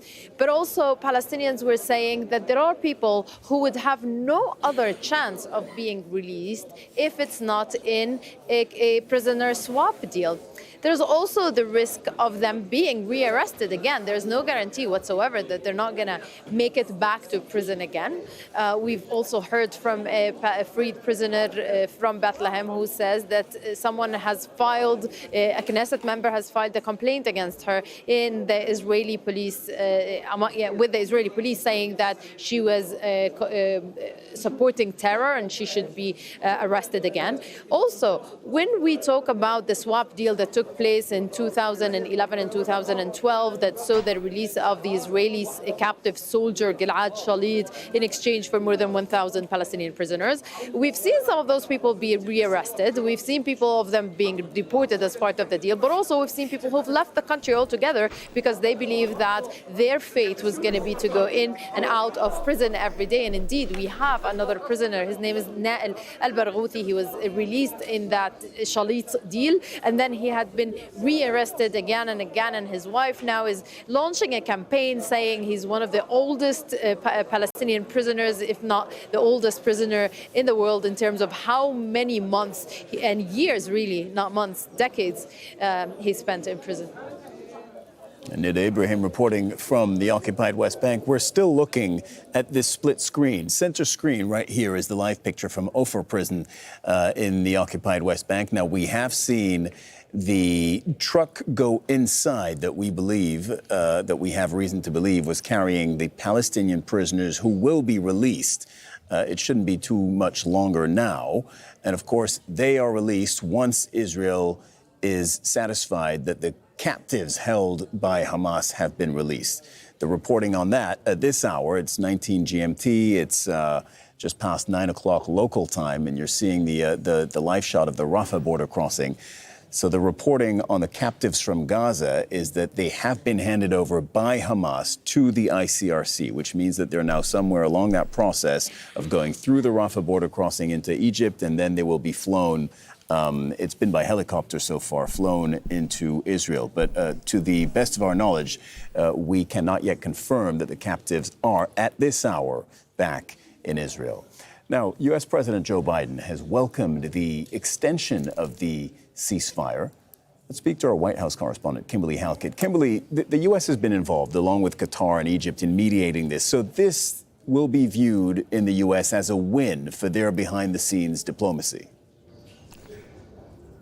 Absolutely. That's something that was echoed by the National Security Council. You can't wash away what they supported over the last 45 days. With reporters for the Monday daily briefing here at the White House, saying that, in fact, not only has diplomacy been successful, but it's reaped the benefits of seeing some 50-plus captives that have been released. And the hope is, with the two-day extension, that there can be an additional 20 women and children. But the White House also walking back some comments made by the president over the weekend when asked if aid to Israel, some billions of dollars supplied every year in terms of military support from the United States, whether or not it should have conditions tied to it, given the fact that its military campaign against Palestinians in Gaza has been particularly unpopular, particularly not just with the American people, but also even within the Biden administration. That was a suggestion that was brushed off, however. In fact, what they're saying is that although the president understands the strong feelings over this conflict,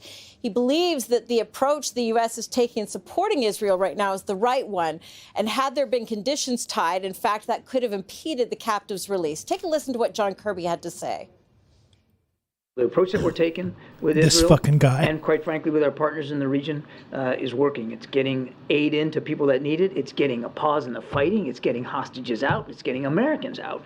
And quite frankly, we continue to urge and will continue to urge the Israelis, as they conduct military operations, to do so with the utmost care for innocent Now, civilian the life. U.S. president remains engaged, having a hands-on approach over the weekend, we understand, in terms of ensuring that this two-day extension would go into effect. The White House believes this is because of the president's personal engagement. Having said that, while they are hopeful that this will result in the release of further captives, they also acknowledge that here at the White House that they support Israel's plan to resume its military campaign against Palestinians in Gaza, given the fact that the White House is supporting the idea that Hamas there we go. is a genocidal threat to Israel's existence. Al Jazeera's White House correspondent Kimberly Give a Halkett, big thank hand you to very Joe much for Biden. that He was reporting. really Kimberly, pursuing joining peace us live behind the now scenes from when he showed up to Alexandria, Virginia, give Netanyahu is a big hug former and US kiss. Assistant Secretary of State P.J. Crowley. I was just saying to Kimberly, this will undoubtedly be seen as a win for all the mediators, U.S. included, but they've now got an extended period of time, just 48 hours, to try and negotiate another extension, which the U.S. says is its goal, along with Qatar and Egypt. What do you think the U.S. says to Israel over the next 48 hours?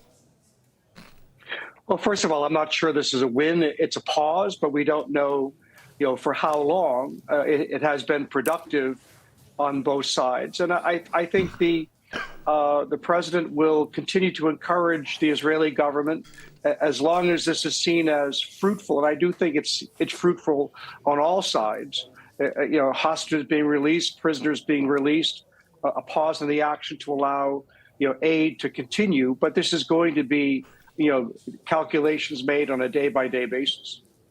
They have not been very successful in securing the release of American nationals. Now, yesterday, there was, for the first time, as part of the ceasefire agreement, one captive who was released who did have the American, who was an American national.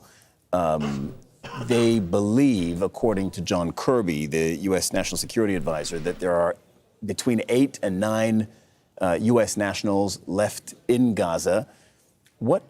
How do they go about securing their release? Well, I'm sure that's the subject of the ongoing negotiation involving the United States, involving Israel, involving Qatar, involving Egypt, to try to get as many people released, to try to get as much aid into the Palestinian people as possible, mindful that this is happening in the middle of a conflict. How do those conversations work then and there are multiple conversations going on at once, to be clear. The Americans are talking to the Israelis. They're also talking to the other mediators who are really running point on this, the Qataris.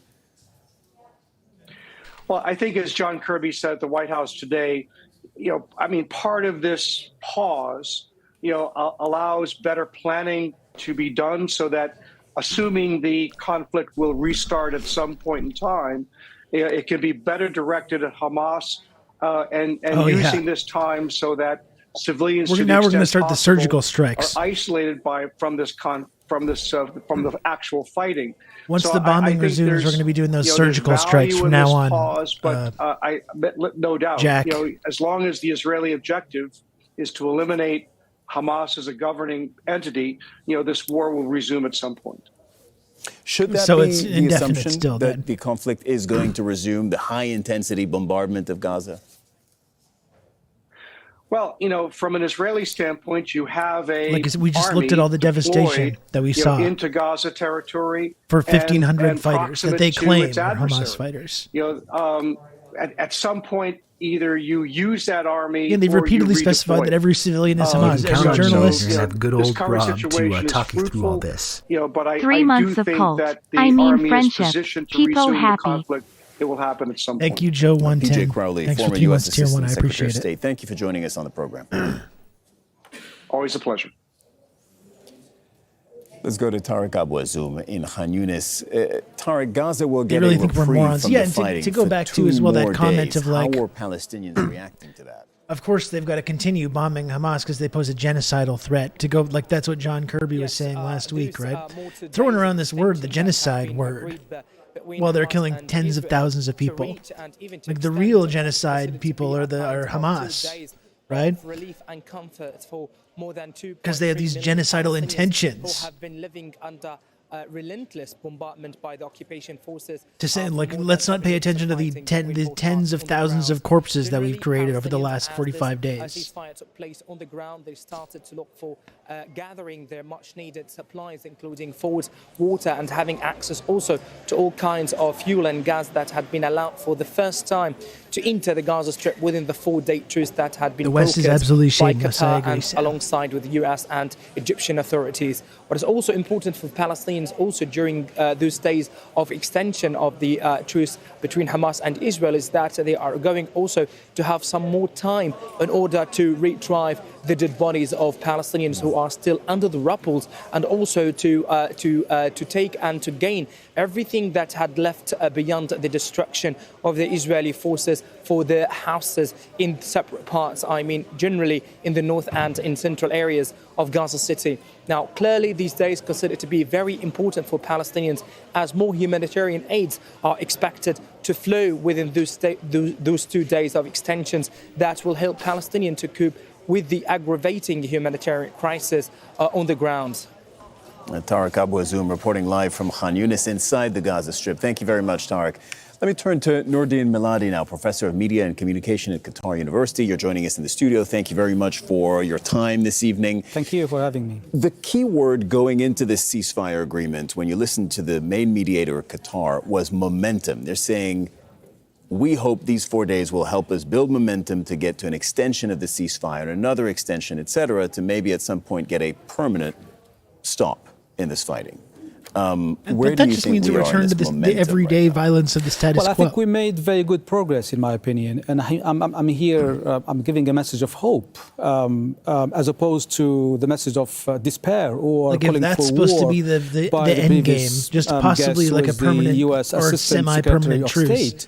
It's just a return to the everyday he was very cautious about this 2-day dehumanization and exploitation and violence that I think, in my opinion, he was very negative. And I think the U.S. diplomacy should be more proactive in terms of thinking about the 3 million Gazan people. By comparison, the everyday violence is better than now, of the winter but it's not season. acceptable. And we've seen on the international television screens today where people have started to kind of look for the basics of surviving under the rain. Yesterday it rained in Palestine, especially in Gaza. There was a heavy rain, and people were kind of trying to resume and salvage what is left from their households, in terms of clothes, in terms of any basic property. Most of them, they don't have homes where to live in, which means they are in tents, or some of them, they will live in broken, demolished houses. This is exactly the situation, and we have a U.S. diplomacy, which now talking about the possibility of resuming the war. I think from this part of the world, if we take Egypt, if we take Qatar, I think it's more positive diplomacy, and we are in my opinion, in a historical moment where there is the possibility of extending posted the already. ceasefire into Leave me another alone, 2 days, Twitch. another 4 days, and probably to a permanent one where there would be thanks a for the proper 2 months. solution. Tier 1. Now this is I first. appreciate And I think Thank secondly, based on this, the international community should really reconsider this war and this conflict and give more justice to the Palestinians. You cannot think only for the security of Israel. Yes, that's understandable. That's a state. But also you should think about the security of the Palestinians. You cannot base the security of a country on the demolition and bombardment, on the annihilation of another country. This is unacceptable. This is unreasonable in this day and age. This is also inhumane. If we think about the humanitarian... You're talking longer term now. What you're just talking about right now is a longer term political solution, and everyone but Israel is calling for a longer-term political solution along the lines of a two-state solution, but there doesn't seem to be any concrete movement towards it.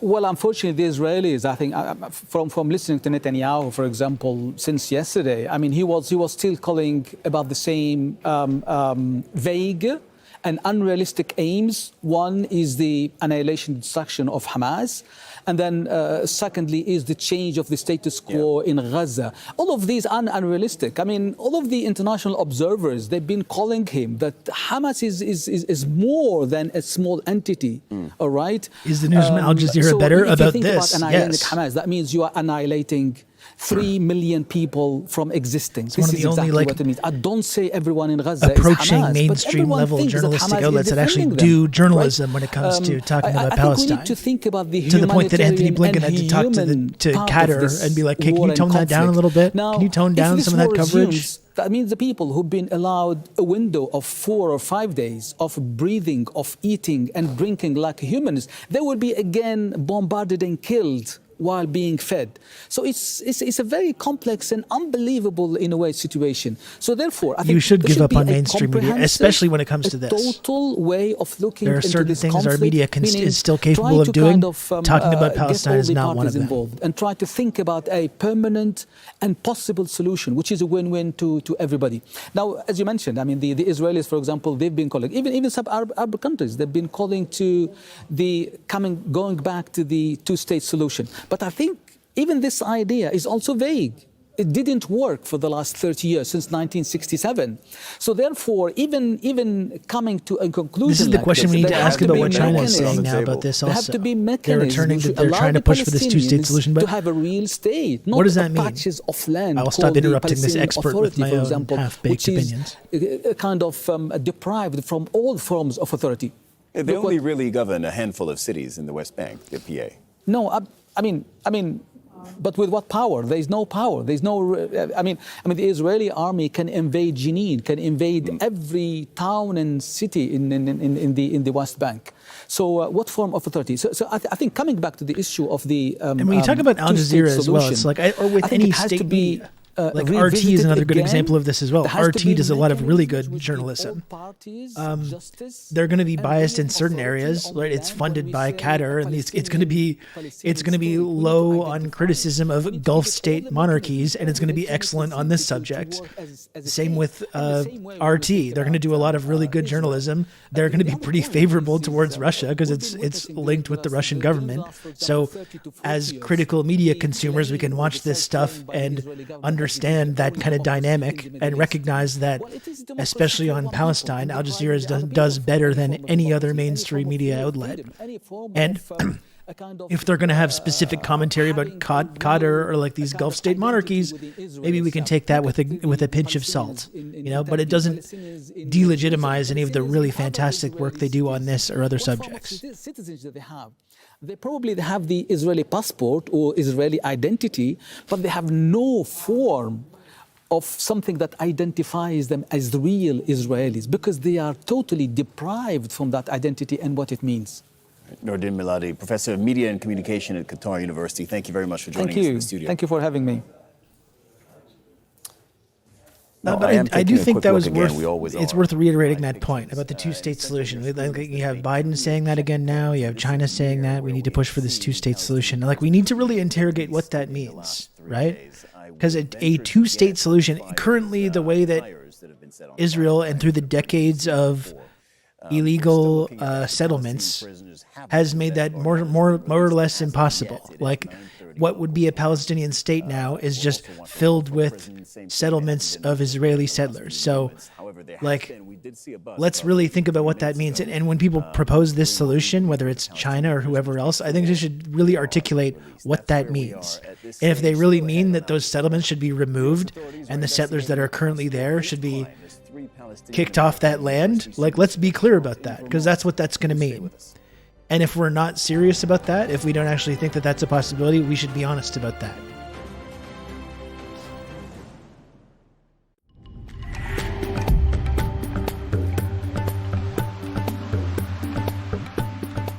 Hello, right off the bat, we're talking about quite a bit of snow, so let me show you where. Yeah, if it's the 1969 border, sure, but that means now removing thousands of settlers that are now on those lands.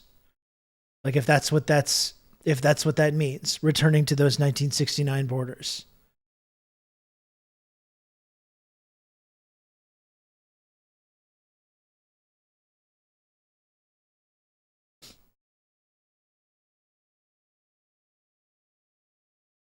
I wanted to look at as well. I kind of forgot to mention this whole thing about Israelis watch bombs drop on Gaza from front row streets. This as a relation to what Elon Musk was saying, celebrating the murder of innocents is a very disturbing act. And I have people trying to do some kind of gotcha here in my mentions about this. Saying sort of like when Palestinians took to the streets, celebrating the kidnapping, torturing, raping, and murdering of women and children. Like, first of all, I don't think that's a accurate example of like the violence of October 7th. Not to suggest that it was a picnic. I don't think it was.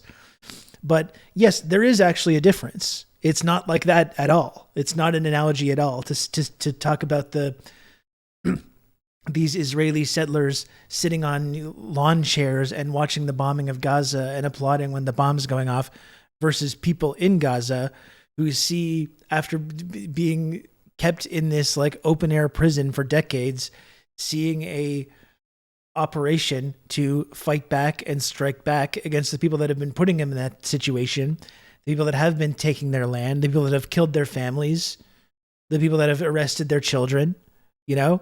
And it's surprising. It's surprising that some people celebrated that in Gaza. I don't think that is surprising at all.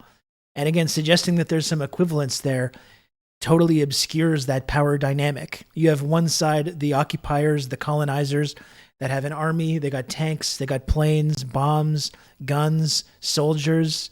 They have the full backing of the United States military. They have the full backing of like the whole Western rules-based order, with an unlimited pass to inflict as much violence as they want with no consequences, versus people that have had their lands taken away, they've had their families killed, they've had their children arrested, they've been kept in an open air prison, you know, they're living under apartheid.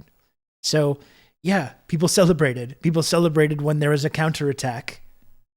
As uncomfortable and distasteful as some of us might find some of the violence that happened, there's still no comparison with these two things. You know, it's not like that. This person says sort of like when they were celebrating. No, it's nothing like that whatsoever, actually.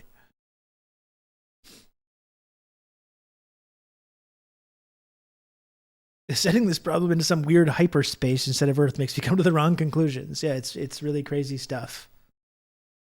I agree. Let me see. I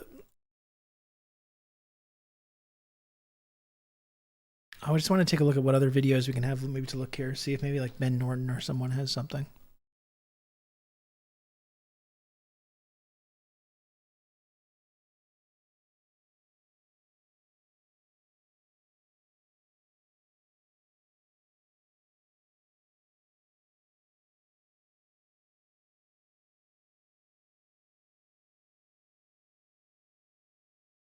It's so funny. The Israel fans accuse Hamas of all the terrible things that Israel has admitted to doing on the record for years. I mean, that's the thing we say. And this is not even about Israel, but it's especially pertinent when it comes to Israel. The whole like every accusation is a confession thing. But this is also just part of like colonialist mentality. This is some guy, Rob Russo, some leftist based in Canada. I was turned on to this sick individual, and I found this. Majority Report. Hello. Thanks for the raid. Welcome. Welcome, Majority Report Raiders. Bring it in here. How's it going? I'm Rob. It's nice to see you. Welcome in. Hello. Smash the follow button. Smash the follow button if you want to follow the channel. Rob, yeah, that's right. Rob does correctly pronounce it as majority. What's the root word? Major. Majority. You can count on me. You're going to have good old Rob to talk you through all this. You're Children of Cali. You're the one that's saying it wrong. Plunger Man, thanks for 26 months tier 2. Thank you for that. No, but I'm just talking about this like every accusation is a confession thing that we've been seeing a lot. If I do it, it will unfollow you, so I won't. Okay, don't do that. We don't want that. This is especially pertinent, I think, when it comes to Israel. I mean, the whole thing about the hostages was a big example of that. They took hostages. They took women and little children hostage. And you can denounce that. You can say it's barbaric and awful and criminal to take children hostage. But that accusation, again, when you're pointing a finger, you got 3 pointing right back at you. And that's exactly the situation. That's what Israel's been doing for a lot longer than the last month, taking hostages. imprisoning people on bullshit charges, locking up children when they're 12, 13, 14 years old when they're going to school, accusing them of throwing stones, accusing them of being disrespectful to the IDF people, commandos. You know, that's why there's this hostage exchange that's going on right now. But I think this is a colonialist tactic. We're seeing it a lot when it comes to Israel Palestine, but I think it's a colonialist tactic. We see this often. You know, when we accuse China or whoever else, or Russia even, accuse them of all kinds of barbaric things. Like, can you believe they're waging a war in another country and pretending that it's about security? Wow, can you believe that? Who would ever do such a thing? What evil dictator would ever do such a thing?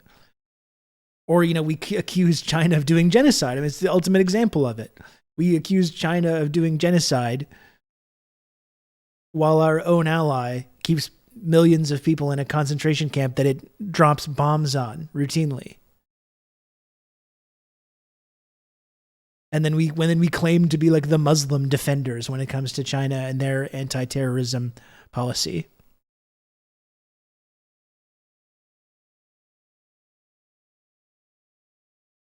Well, China is doing it. Well, the thing is, I'm not sure how you can say that right now when we're seeing an actual genocide take place right now. And we're seeing people that are kept in these deplorable conditions for decades. I don't want to relitigate this too much right now. Kept in an open air prison, you know, or you look at what's going on in the West Bank. Routinely having their homes stolen, taken away, whole families being wiped out in bombing campaigns, 45 days of just the most relentless, barbaric bombing campaign that I've probably seen in my whole life, versus China's counter-terrorism policy, which you might have a problem with. You might think it's authoritarian.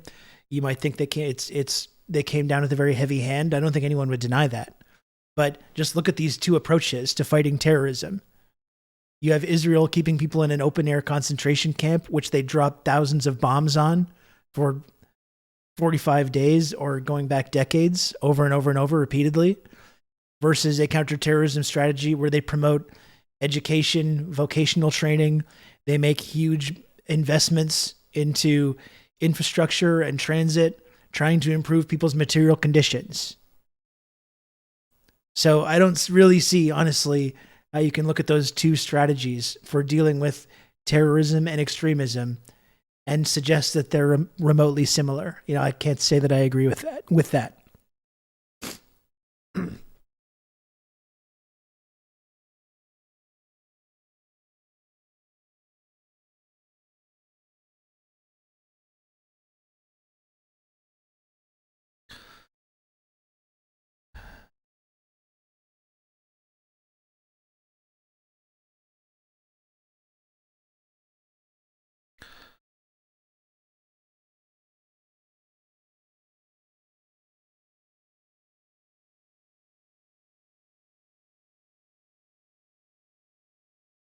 Let's see if our friend Norman Finkelstein has anything new going off.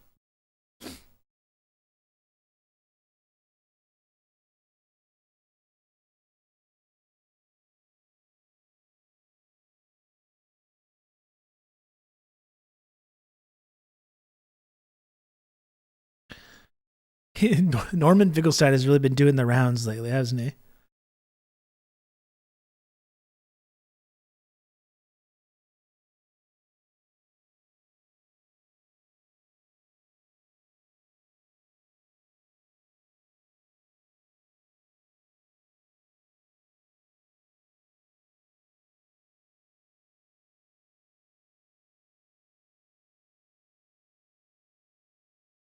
"10 prisoners per day versus 100 bombed to death. Pretty easy humanitarian math."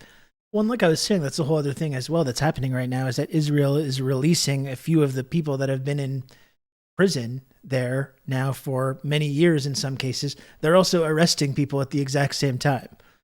Like they're releasing prisoners and just bringing in new waves of prisoners, like in the West Bank and elsewhere, to almost make up the ones that they're giving back right now.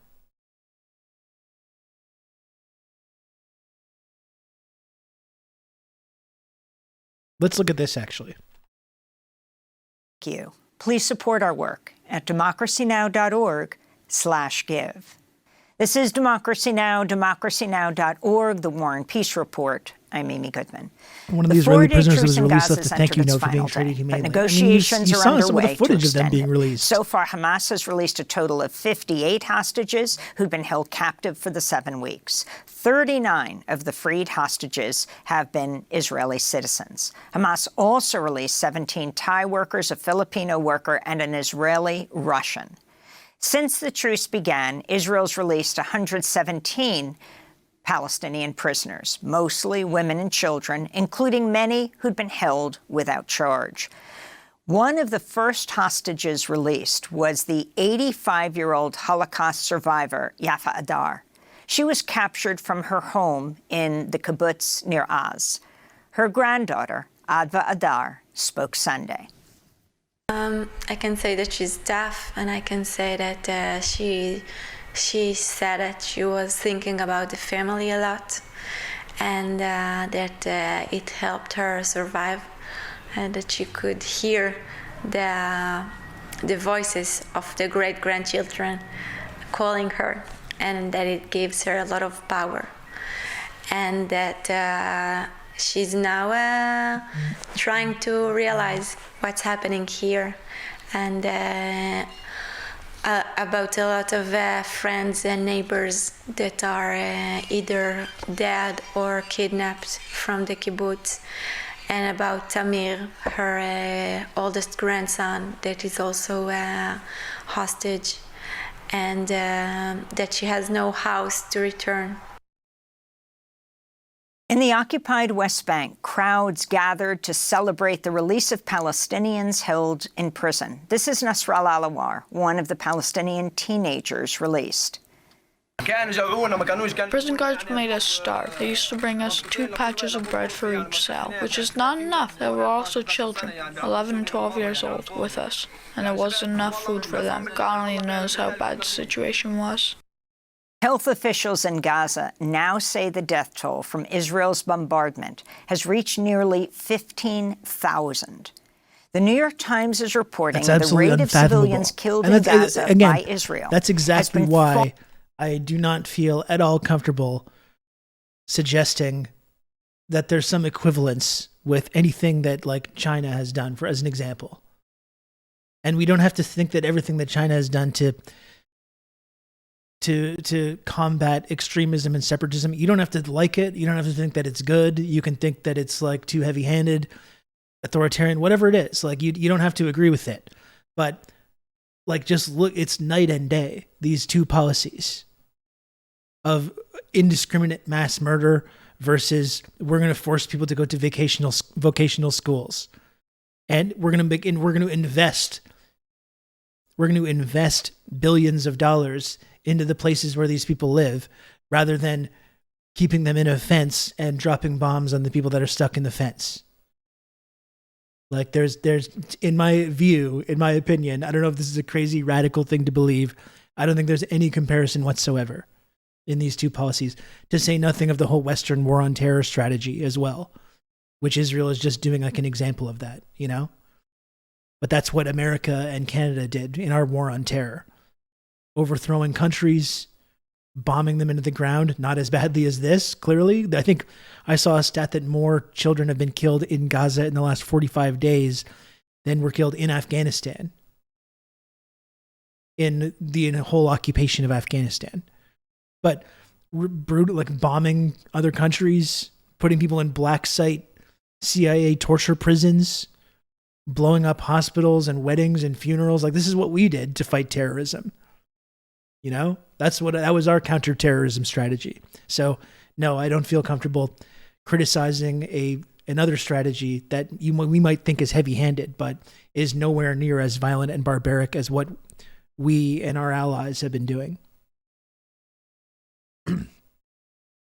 Thanks for hearing me out on that, Zen Tryhard. Far higher than in recent wars in Ukraine, Iraq, Syria, and Afghanistan. The New York Times reports more than twice as many women and children have already been reported killed in Gaza in the last 7 weeks than have been confirmed killed in Ukraine since Russia launched its attack nearly 2 years ago, though the exact death tolls in both conflicts are unknown. Earlier today, Israeli Prime Minister Benjamin Netanyahu visited Israeli troops in Gaza and told them Israel will continue until the end. Nothing will stop us. We're joined now by two guests. We go to Jerusalem, where we're joined by Orly Noy, Israeli political activist and editor of the Hebrew-language news site Local Call. She's also the chair of B'Tselem's executive board. Her new piece for 972 magazine is What Israelis Won't Be Asking About the Palestinians Released for Hostages. Talk you through all this. Thank you, Plunger Man, for gifting a sub to Zen Tryhard. I appreciate that, Plunger Man. Thank you. Tala Nasser is also with us, a lawyer with the Palestinian prisoner and human rights organization Adamir. We welcome you both to Democracy Now! Let's begin with Orly Noy.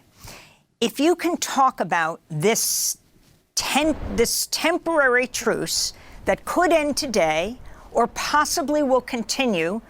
Israel says for each day that Hamas releases at least 10 hostages.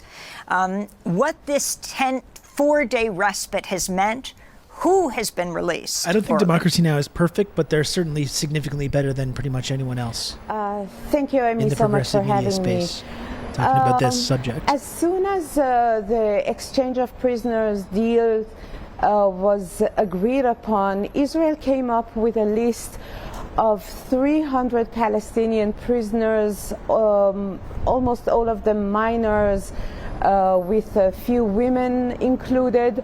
That would be the pool to be released throughout the ceasefire.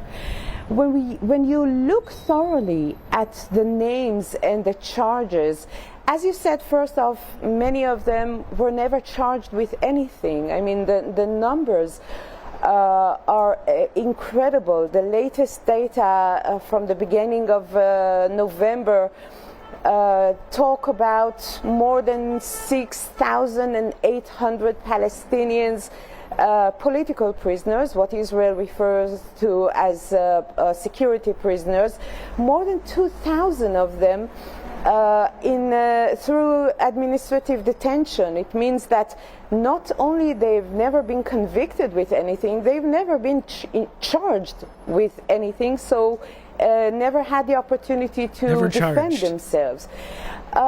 You look at minor Palestinian security prisoners who've been arrested for throwing stones at police jeeps or army jeeps. And that gets into when you get into the actual charges and what that means as well. In prison just simply for calling with a group of his friends, Allahu Akbar. Yes, God is great. Another Palestinian woman has been sitting in jail for allegedly intending to carry out an attack, not even doing anything in practice. Others have been charged with attempts to carry out stabbing attacks or did so, but mildly injured policemen and women. So you see that the charges are incredibly minor, but what this list really allows is the sense of how central the tool of incarceration is in the Israeli project of the occupation and oppression of the Palestinian people. And talk about the Israeli hostages and others, Thai, Filipino hostage, Russian-Israeli hostage was released. So, of course, I mean, these past 3 days with the release of the hostages have been really a sort of a national celebration. That could be that could be the latest Israeli tech breakthrough, pre-crime. We started doing pre-crime. Little quack machine floating in a pool. We had to bomb that house because our pre-crime division told us that they were going to do terrorism. I mean, they might as well. They might as well. That's basically what they say already. Like, you might as well just kind of formalize that. In what are maybe the darkest days that Israelis can remember.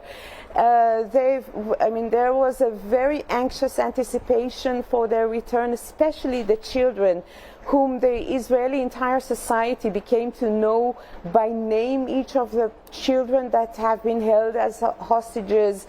So there's been a lot of anxiety in anticipation for their return. They've been greeted with a national embrace, and they of course went immediately to receive medical treatment, those who needed, and a medical checkup for all of them. And they have, but this is just the beginning of their journey back to life, because many of them don't know what happened since they went to captivity. Many of them lost immediate family members, and they are just now learning about it.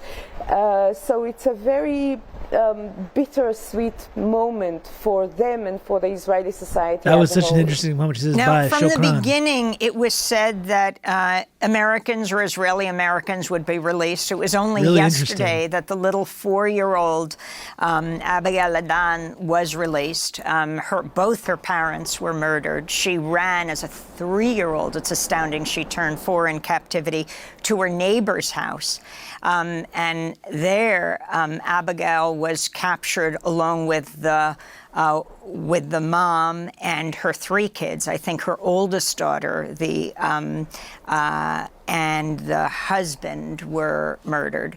And then they were all taken into captivity. She is the first American to be released, and some are speculating that Hamas is holding off on Americans so that Biden will put pressure on Netanyahu to continue this ceasefire.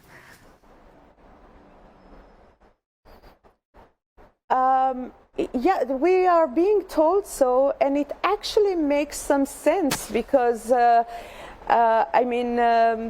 is almost ironic that while Israel is incarcerating Palestinian children for throwing stones, at the same time, the only lesson that it teaches the Palestinians is that the only way to actually release Palestinian prisoners is through such heinous crimes, such as the one that Hamas carried out on October 7th. Really, the amount of Palestinian children, women, minors, and others in the prisons without any due process, without an ability to really honestly protect themselves from, is such that right now it seems that their only hope is through such actions, again, horrible, violent, heinous actions, but taken by the Hamas. But Israel just doesn't show any other way for Palestinians to be able to resist the occupation, which they have the right to, without spending the rest of their lives in the Israeli prisons.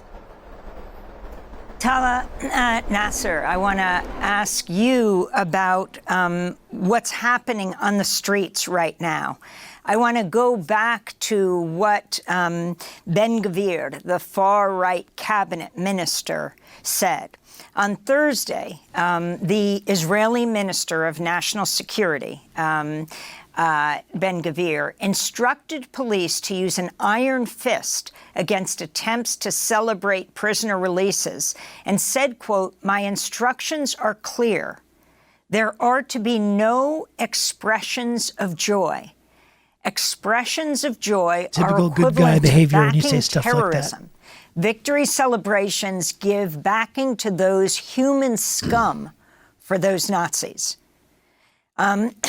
So if you can talk about what this means. In the West Bank, we've seen thousands of Literally people coming out footloose. to Exactly. celebrate When you're the on- young men now. when you're on Boys, the other side when they of were the arrested, footloose some have comparison. come of age while they were in prison. You don't actually but in have the East high ground. Jerusalem, we are not seeing that. Is it because people are terrified of being arrested for terrorism? I mean, this from Ben Gvir, a man who himself was convicted in Israeli court 15 years ago of aiding terrorism and inciting hatred of Palestinians? Yes, first of all, good morning. Thank you for having me. I'm going to talk about several violations after or in the past 3 days within this exchange deal. Starting with the West Bank. So the Israeli forces deliberately assaulted the released prisoners and their families during the prisoner release operations. They first delayed the release of prisoners until late at night. They released the child prisoners wearing clothes that are too big for their size.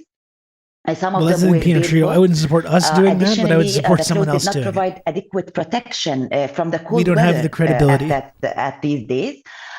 Forces also used gas bombs, the rubber bullets, live ammunition in front of Ofer prison, where families were gathered to meet with their children and loved ones.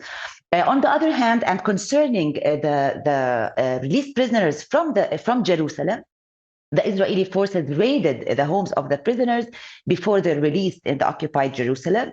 They prevented them from any signs of celebration upon, of course, reuniting with their loved ones, PM3, sons absolutely. and daughters.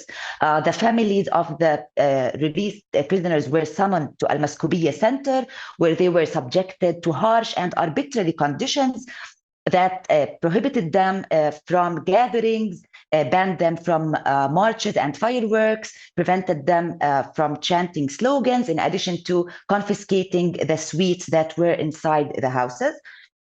Also, there were assaults on journalists who were present at the homes of the released prisoners, and that was by physically assaulting them and expelling them out of the houses, prohibiting them from media coverage. That's what happened, or these are the main violations happened in the West Bank and occupied Jerusalem in the past 3 days of the prisoner exchange.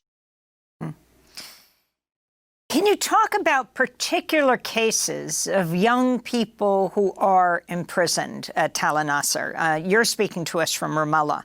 If you can talk to us, for example, Minister of National Security, about Ben the Gvir, case of, let's see, of the young man who was Ahmed Manasra. Tell us when he was arrested, what happened to him when he was 13 years old. Yes. Okay, so regarding Ahmed Manasra, so he was arrested when he was 12 years old, and he was on attempts of stabbing an Israeli settler. He was interrogated in a very hard conditions inside Israeli prisons. He went under torture and ill treatment. He is now facing psychological illness and issues. Of course, he's not on the list of the prisoners supposed to be released within this exchange deal because he's over 18, while he was under 18. He was 12 years old when he was arrested.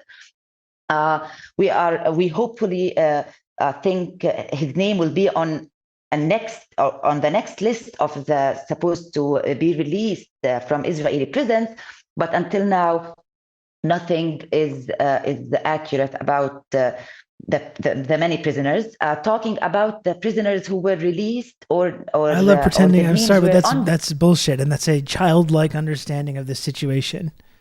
What if they're just both supremacist cultures, and people who are born at the beginning of the conflict? You kill my people, I kill your people. Again, you're obscuring. Anytime we start talking like this, we're obscuring the power dynamic that's at play. Oh, okay, you're making fun of people that have that viewpoint. Okay, I love pretending. Thank you. Sorry. if you'll forgive me, a lot of people come in here unironically expressing that viewpoint. So if you'll forgive me, I thought you were being serious. I'm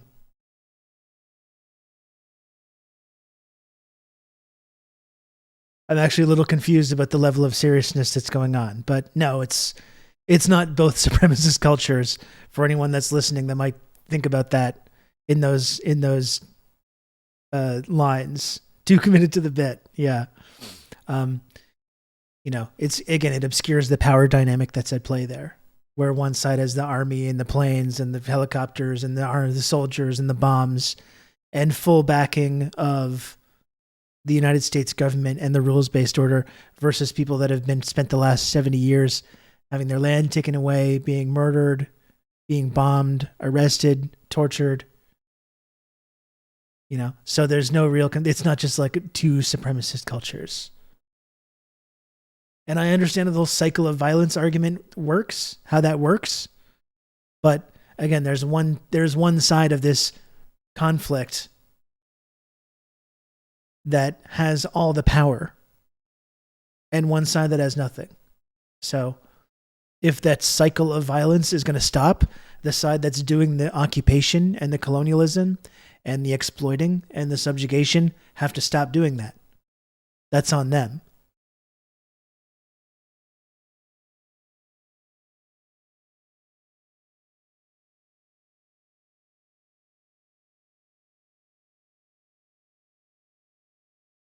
I don't know what's going on with this new chatter. I have no fucking idea anymore. Let's just continue this video. The list. One of them is serves the highest sentence of all child prisoners. Wait, who are you? Sorry, who are you talking? I wonder why every country that they invade with their oppressive culture has problems with them. Who are you referring to right now? I love pretending. Who are you actually referring to? I don't quite understand the point you're trying to make here.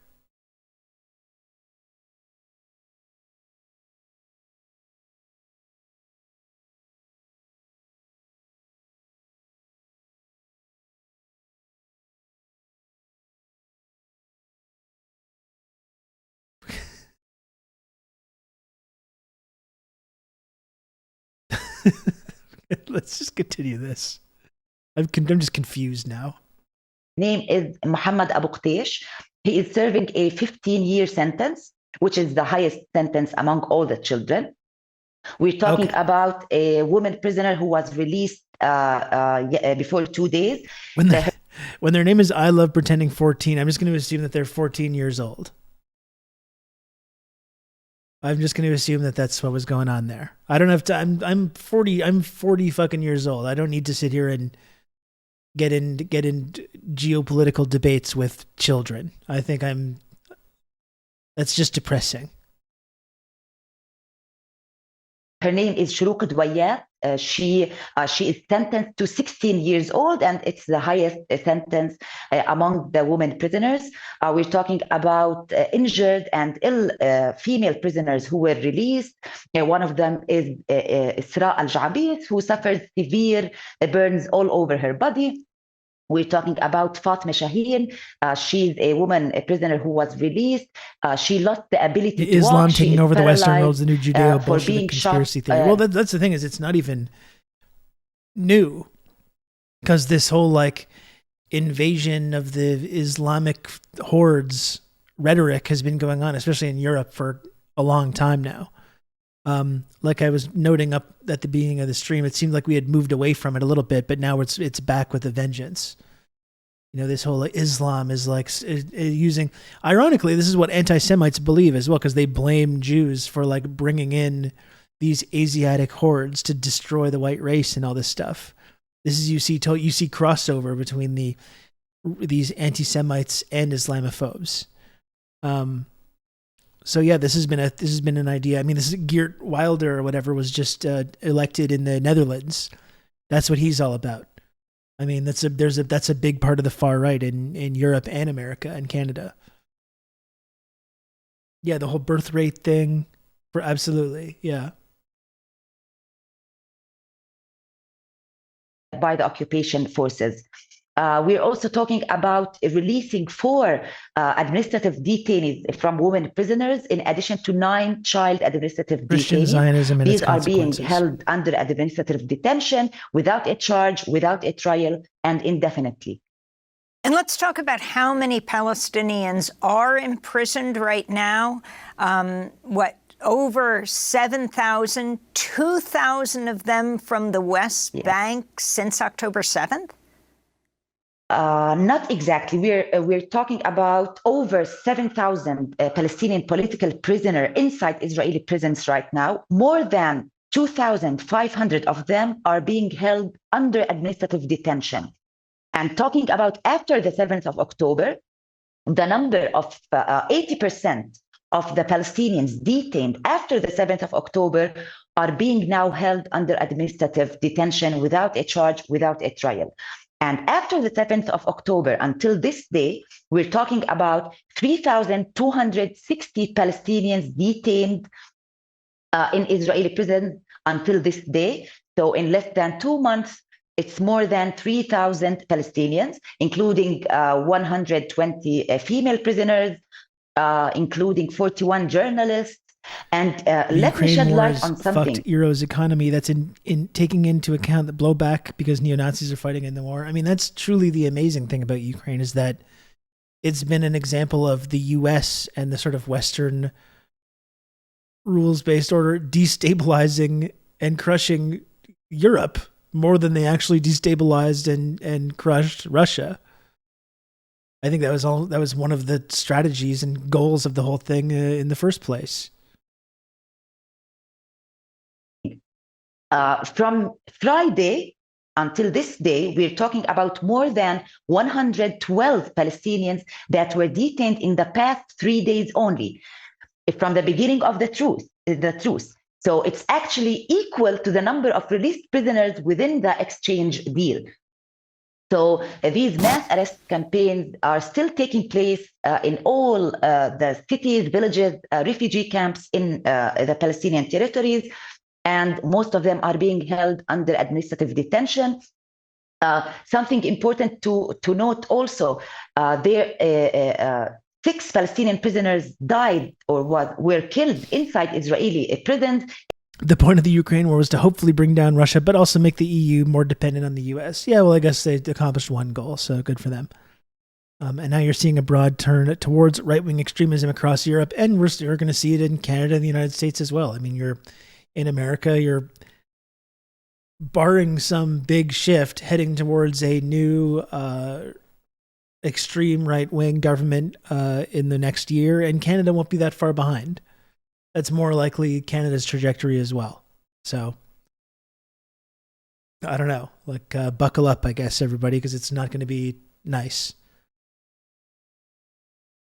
In less than a month, these 6, 4 of them were arrested after the 7th of October, and 2 of them were arrested before. I'm certainly until on a now, list. we don't know the circumstances of their death, because we still don't have the accurate information, but the testimonies of prisoners and released prisoners affirm that they were brutally beaten inside the prisons.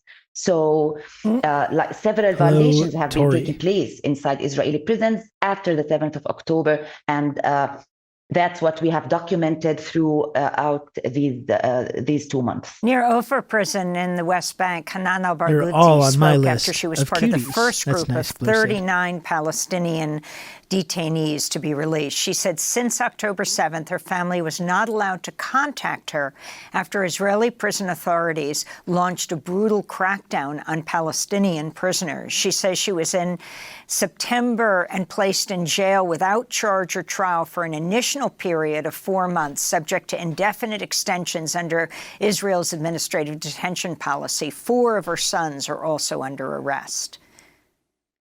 Yes, true. The female prisoners this await is her. relief. The female prisoners are in agony. The female prisoners are very upset. They impose on us many humiliating things and all the things that hurt us. But we remained with our heads held high and steadfast and tolerant despite their sadism. God willing, we will free all the female prisoners and empty the jails. So that's Hanan al-Barghouti, who was arrested in September and just released as part of the prisoner exchange. I actually want to put this question to Orly Noy.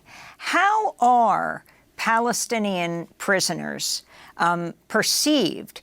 I mean, the way you describe them, we talk about the Israeli hostages taken by Hamas on October 7th. You describe them as hostages of the Israeli state, with so many of them not even charged. Yeah, I mean, here I should mention a word about the collaboration of the Israeli media with the general state attempt to portray each and every Palestinian behind bars as a terrorist. I mean, this is the one and only term that the Israeli media is referring by to the Palestinian prisoners. And it doesn't matter what they did. And if it's a 12-year-old child who threw stones or a grown-up man who did something more severe, they are all seen as terrorists. And the double standards, particularly in that area, is really mind-blowing, because the same system that allows every Jewish settler, citizen, or soldier or policeman to walk away after killing Palestinians under the most outrageous circumstances is the same system that treats a 12-year-old who threw stones as a dangerous terrorist. And all of a sudden, stones can kill and whatnot. So they are all seen as terrorists. And one of the most difficult the UN meeting? tasks Rocks. for human rights Showing organizations rocks is at the actually UN. to advocate for The country that is one of the most advanced and well-funded and armed militaries in the world, holding up fucking rocks at the UN. Which were harshened dramatically Totally since unironically. October 7th. And we've been talking to some people, and we've been hearing Insane. heartbreaking, shaking testimonies about the conditions of Palestinian prisoners in the prisons these days. They can be pointy. Far away from the public eye, and even further away from public interest. So where do you see this going, Orly Noy? Do you see Israel, Hamas has already agreed to this, extending this truce for every day that they release 10 hostages? And what about the pressure on Netanyahu, where you had thousands of Israelis marching to his offices demanding hostages be number one over a military strike on Gaza? I think the question would become crucial after the release of all the civilians, because we should keep in mind that Hamas is also holding in captivity Israeli soldiers, and without a doubt, the price that they will demand for their release is going to be much, much higher than what we've seen so far. And by the way, if this hasn't been pointing out, it is really worth pointing out, though, that like the prisoners that Hamas has released over the last few days, these like foreign workers, little kids, older people, the offer has been on the table to release those people on day one, right? To be clear. As we talked about with John Elmer and Justin Potter the other day, that they've been very clear from day one that they will release those hostages with some kind of exchange like what they're doing now. And the horror and the barbarism of the last 45 days has led them back to the exact same deal which they could have made on October 8th, which is just, it's horrid to think about. Again, going back to the role of the Israeli media, the media is pushing very hard to renew the war after those exchanges. Back to Putin will never negotiate, and it's the same situation. Because in like March 2022, there was a peace deal on the table in Ukraine. Very similar. And who said, and Boris Johnson was the point man for that and flew to Ukraine and said, no deal. No deal. And now it's 2 years later, however many hundreds of thousands of people have been killed, they still lost all the same territory, and now they're going to get a worse deal. That's how badly Ukraine has been absolutely fucked by NATO. Very similar situation, though. Netanyahu actually has a very big incentive to carry on the war because of those. You got to wonder, Old Dutch, why these leaks are happening, right? He knows that the day it seems like a dam has been broken a little bit, where they're realizing how badly they've been screwed. For that catastrophe. At the same time, nobody knows what Israel. The articles on Boris canceling the peace deal is breaking NAFO brains. Well, it's hilarious too, because we talked about it when it was going on this show. We talked about it when that stuff was happening. Like, this shit was not secret, but these people were so like immersed in this like Western propaganda info war bubble, thinking that they're little soldiers in their little internet war with their dog avatars or whatever, that they ignored all the evidence and everything that was right in their fucking faces the whole time. We were talking about it. We were talking about it when it was happening 2 years ago.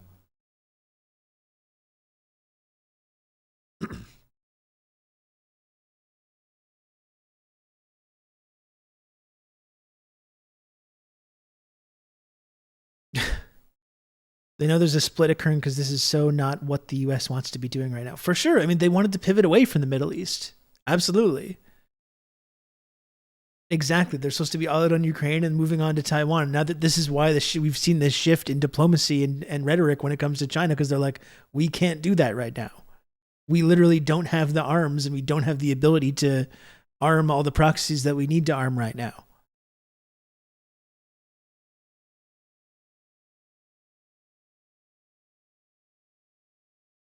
Israel's end game is, and what is Israel's plan for the day after the war regarding Gaza.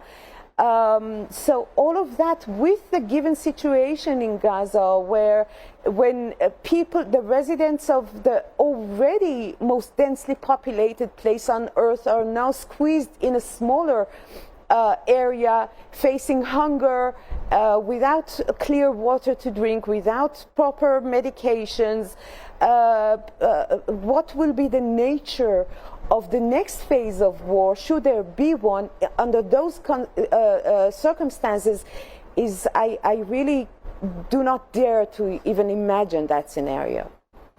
Just have 30 seconds left, but I want to ask Tala about your knowledge of the number of arrests of Palestinians in Gaza. In recent days, Israel arrested Ani Khattab, the head of Khan Yunis's medical center, and Mohammed Abu Salmiya, the head of the Al-Shifa hospital. We also, doctors. Of course, know about Masab Abu Taha, who is known around the world, the Palestinian poet and writer. He was taken with about 200 others in prison, but because of tremendous pressure and outcry, especially from the United States news organizations, he was released, but the others weren't. Yeah, so unfortunately, we have no information about Palestinians who've been imprisoned from Gaza until this day. We tried to contact, of course, the Israeli There's a lot of panic because the decisions being made seem very all the erratic. Israeli human rights organizations are trying also to find out the whereabouts and the situation of Palestinians detained from Gaza, but until now, we don't even know the numbers of these Palestinians. And of course, we do not know the circumstances of their arrest. We are also talking about, until this day, there are approximately 700 missing Palestinians who are likely detained in the occupation prisons, but we don't know the accurate information about their conditions. These are from the workers who've been working inside Israel before the 7th of October. Some of them were released at the Karm Abu Salem crossing, but there are approximately 700 that are now still missing, and we don't have any information about them. So we are trying and working to know the conditions they're being detained, and what are their condition and what are they going through right now. Well, Tala Nasser, I want to thank you so much for being with us, lawyer with the Palestinian prisoner and human rights organization Adamir, speaking to us from Ramallah in the occupied West Bank, and Orly Noy, Israeli political activist, editor of the Hebrew language news site Local Call, and chair of B'Tselem's executive board. We'll link to your new piece for Plus 972 magazine, What Israelis Won't Be Asking About the Palestinians Released for. That was really good stuff. Good segment. Like I said, I do appreciate everything Amy Goodman has done, and I think she's been really good on this over the last couple of weeks. Has fired off some quite good fits as well. Like, that's off topic, but I don't know who does her styling, but I don't know. She looks cool. What can I say? Going on 3 hours here. I do have I have a bit more time left to do the show today, folks, but do need to quickly take a few moments here to remind people that if you do enjoy watching this program, if you enjoy tuning into this program every day, if you enjoy the commentary and the analysis and the conversations and the interviews and whatever else it is that I do on here, please, if you can, subscribe. As you know, I must make the little number at the bottom of the screen go up every day. The line must go up. So if you can, please support the show by subscribing. It is $5 per month. It's totally free if you have an Amazon Prime account, which you can convert to a Twitch Prime sub. It's the only way that I'm able to continue doing this show each and every day is through the very generous support of the community members. So if you can, if at all possible, please support this program by subscribing. You can also gift subscriptions. After 5 gifted subscriptions, that does elevate you immediately to becoming a top, I can't even remember the terminology, the elite tier member of the Friendship Triangle community. Of course, there are really cool and exciting gift sub alerts for our very generous 10 sub and even 20 sub gifters. There's a brand new 20 gift sub alert, which is very fun. We saw it in the wild for the first time last week, and it was very exciting. But if you can, please support the show. It is a mere You can count on me. You're going to have good old subs. Rob to talk you through all this. Sean, thank you for the gifted sub. I appreciate that, Sean. It's a mere 27 subs to the goal, and now 26. You can count on me. Barely You're going to anything. have good old Rob to It's talk barely you anything through at all all. this. It's within grasp. Quiet 185, thanks for the 16 months of tier 1. Thank you, Quiet 1. And now a mere measly 25 subs to go. Unbelievable.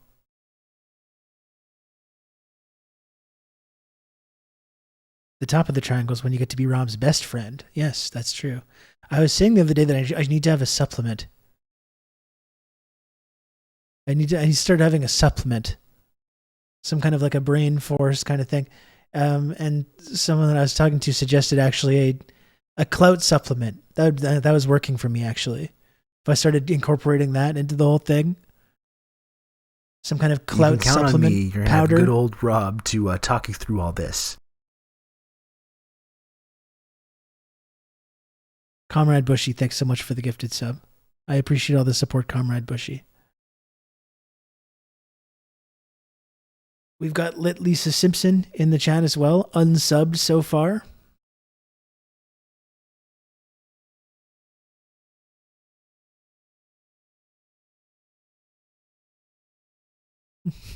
Mark it to the blue checks of the world. Smarat. Yeah, it is very smarat. I agree.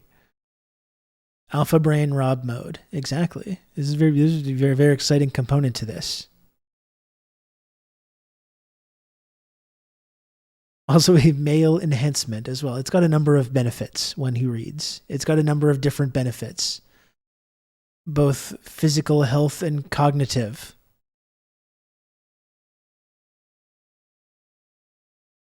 Marty.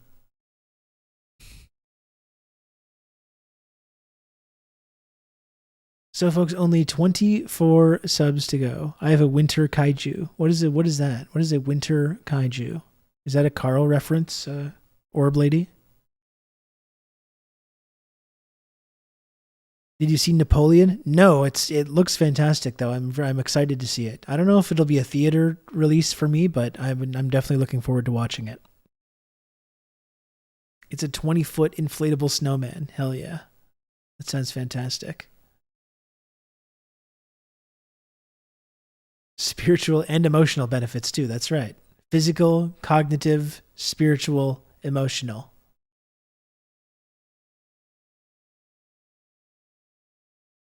We call it PCEB. It's going to increase all your PCEB. Start using those kinds of acronyms.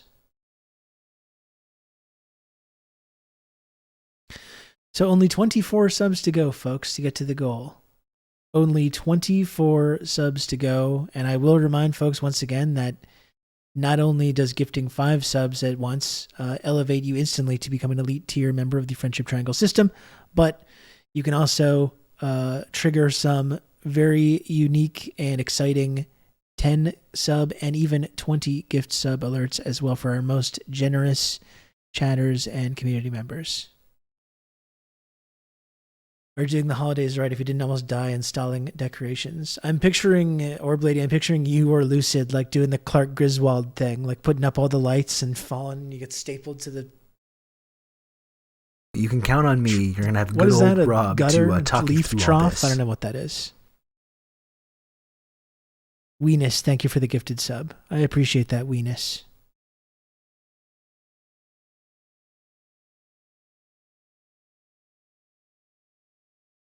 And now we got a possible hype train happening as well.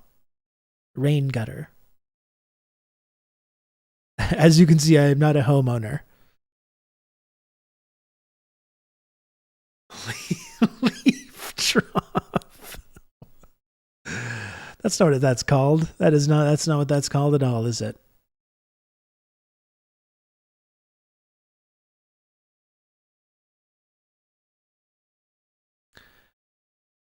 The leaves just happen to fall into and clog them. Okay, they're not supposed to go in there. They're not supposed to fall in there.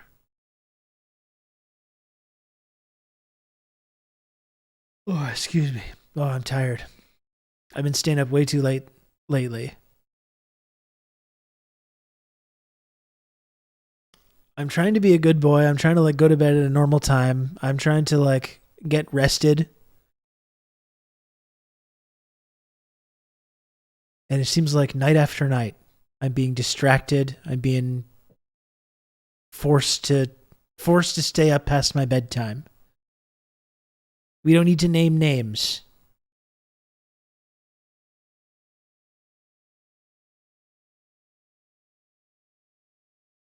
We don't need to name names here, okay?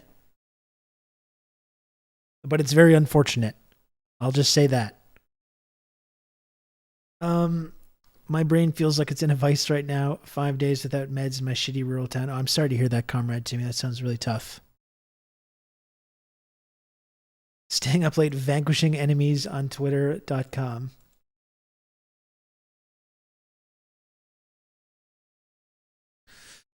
Exactly. I'm forced to do this. It's my calling.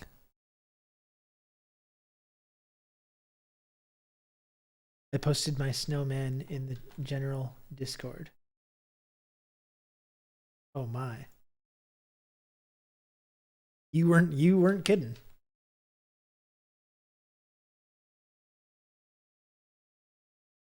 That is a really big fucking snowman.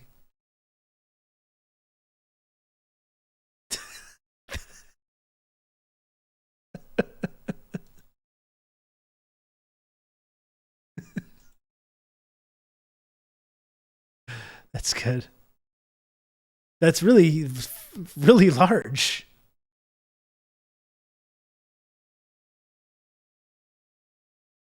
Jeez. There's not even any snow, but there will be, though.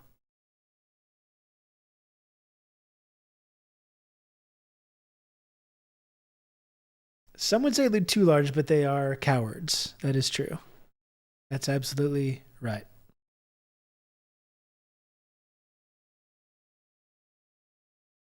"12-foot skeleton canceled. We now recognize 20-foot snowman." Yes, thank you. Absolutely.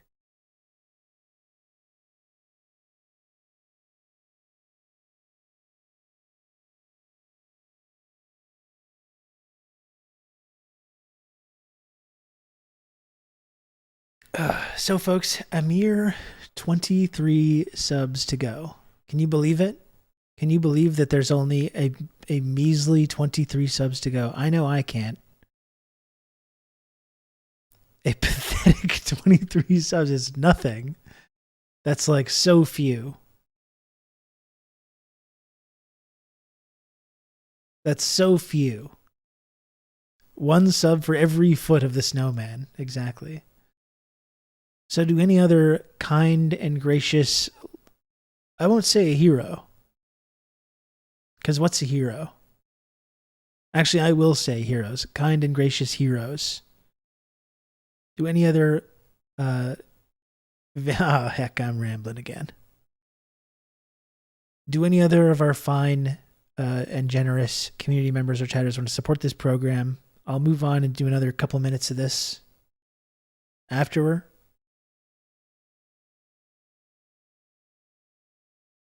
But are there any other wonderful people?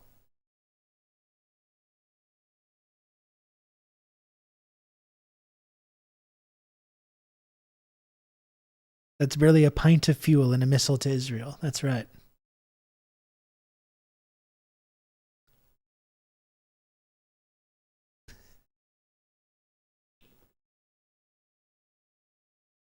What about a 30-foot inflatable Grinch?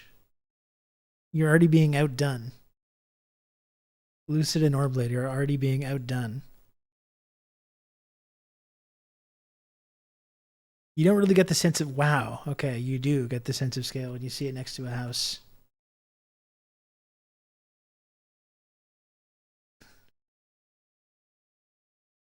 Look at him.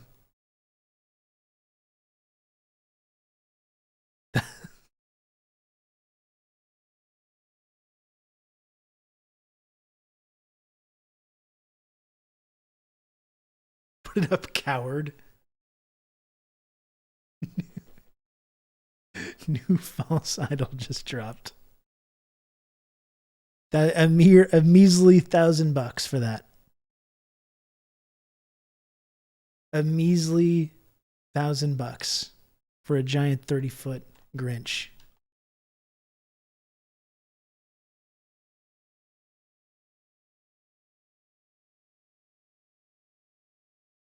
What do I have next here? I'm kind of losing steam a little bit, I must admit. I'm a little bit losing steam. We simply use the computer to mark up the size of the account. Who got that Grussy?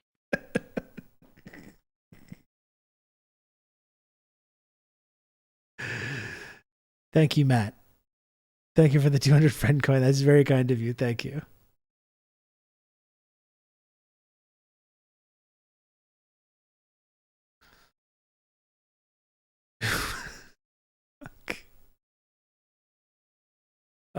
Okay, what else do we have here?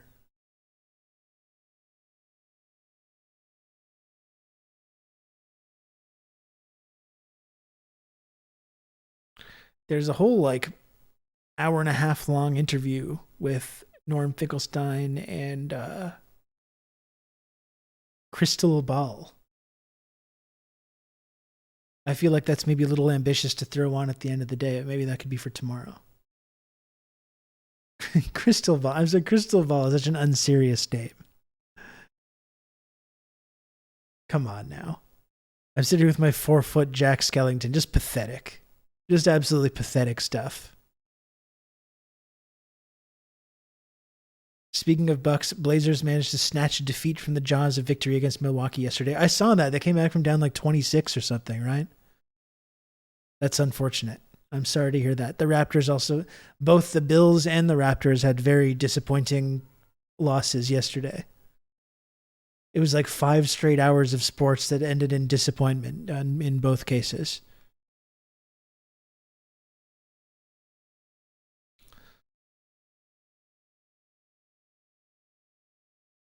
I'm going to go back to Al Jazeera for a little bit. I'm going to hang out for another 30 minutes or so.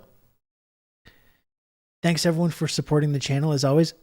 Ideally, maybe towards the end, I can do another little push to try and see if I can get the line to go up a little bit more, make the number go up a little bit more.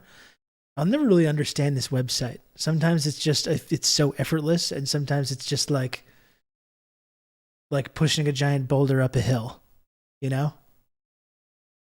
I don't know. Gaza Strip. Thank you very much for that, But Tarek. you know what? I turn now to People that Nordin tune into Meladi, this Professor of program Media are and very, Communication very, at Qatar University. generous So and we're supportive. sort of in the same position And no as we matter were what, I 2 never days lose ago, sight of right? that, and I hope you We're understand thinking, that, well, folks. in 48 hours now, the ceasefire ends, and we don't know what happens next. It is a very challenging situation, that's for sure.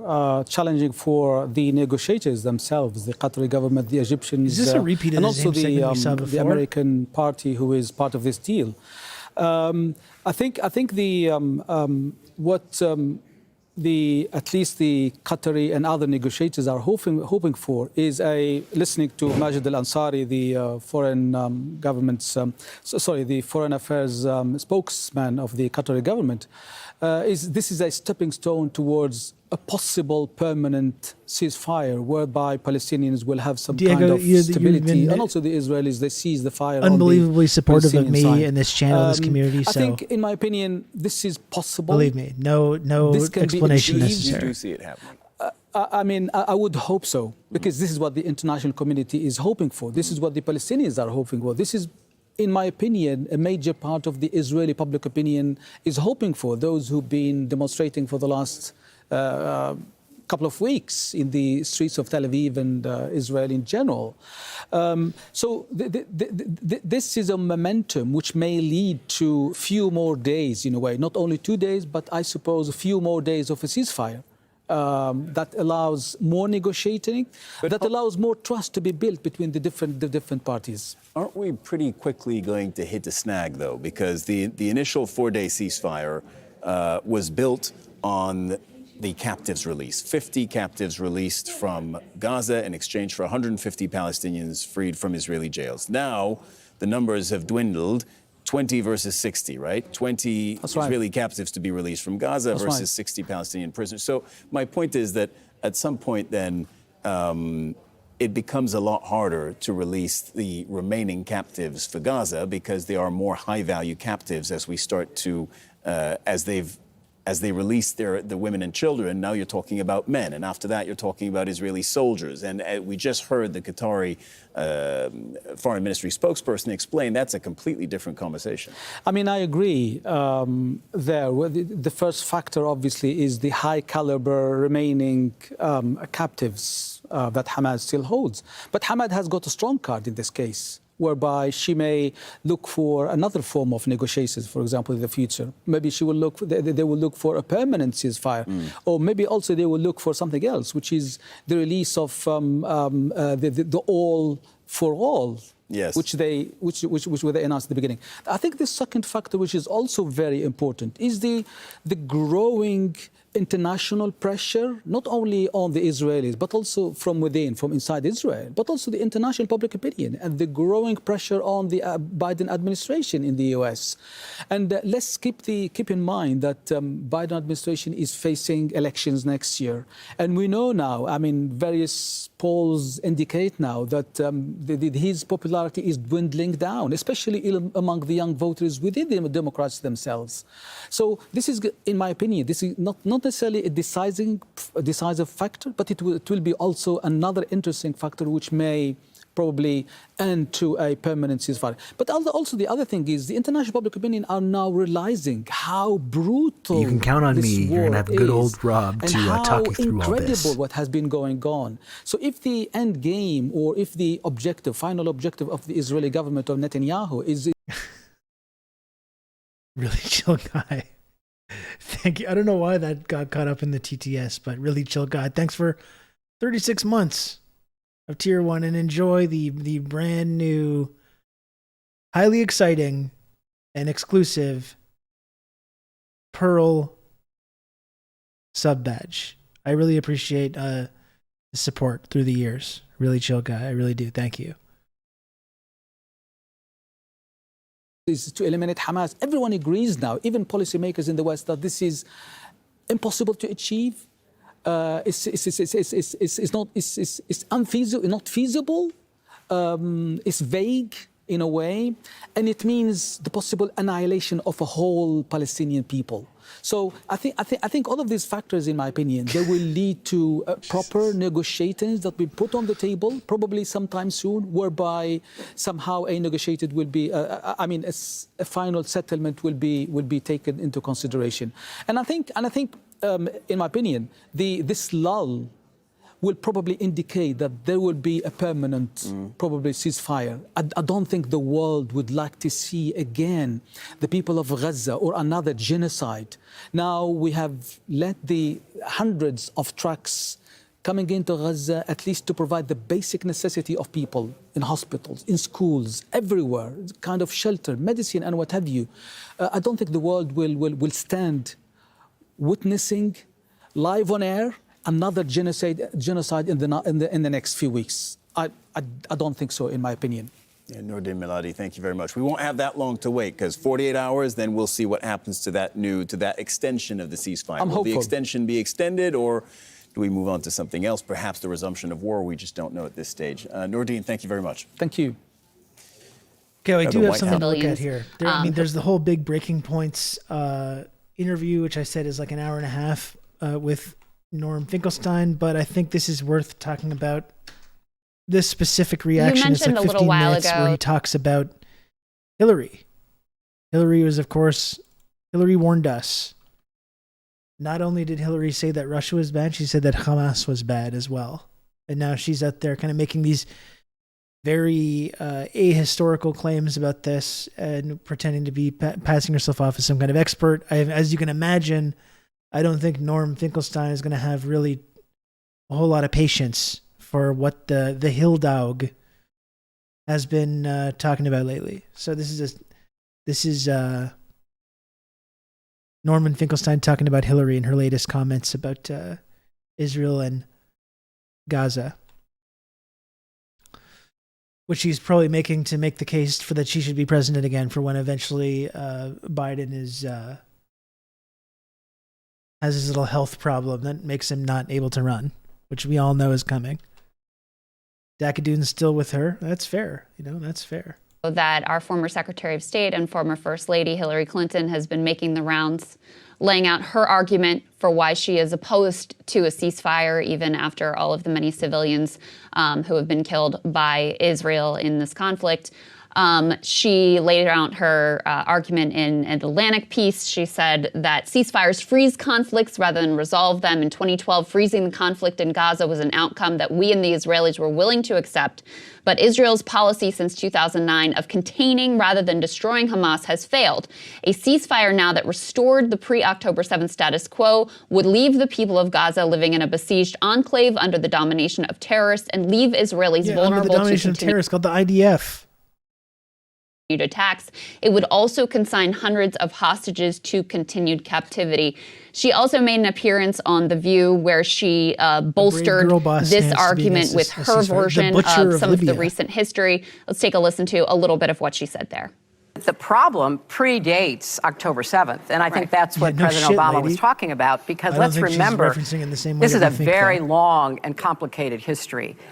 My husband, with the Israeli government at the time in 2000, offered a Palestinian state to the Palestinians. At that time, run by Arafat, Yasser Arafat. And the PLO. And the PLO, the Palestinian Liberation Organization, which, by the way, took out of its charter violence against Israel. So you got to separate the Palestinians who believe that there is some future of peace with Hamas, which believes it has to destroy Israel. Yes. Those are two different organizations, and they have to be viewed in that way.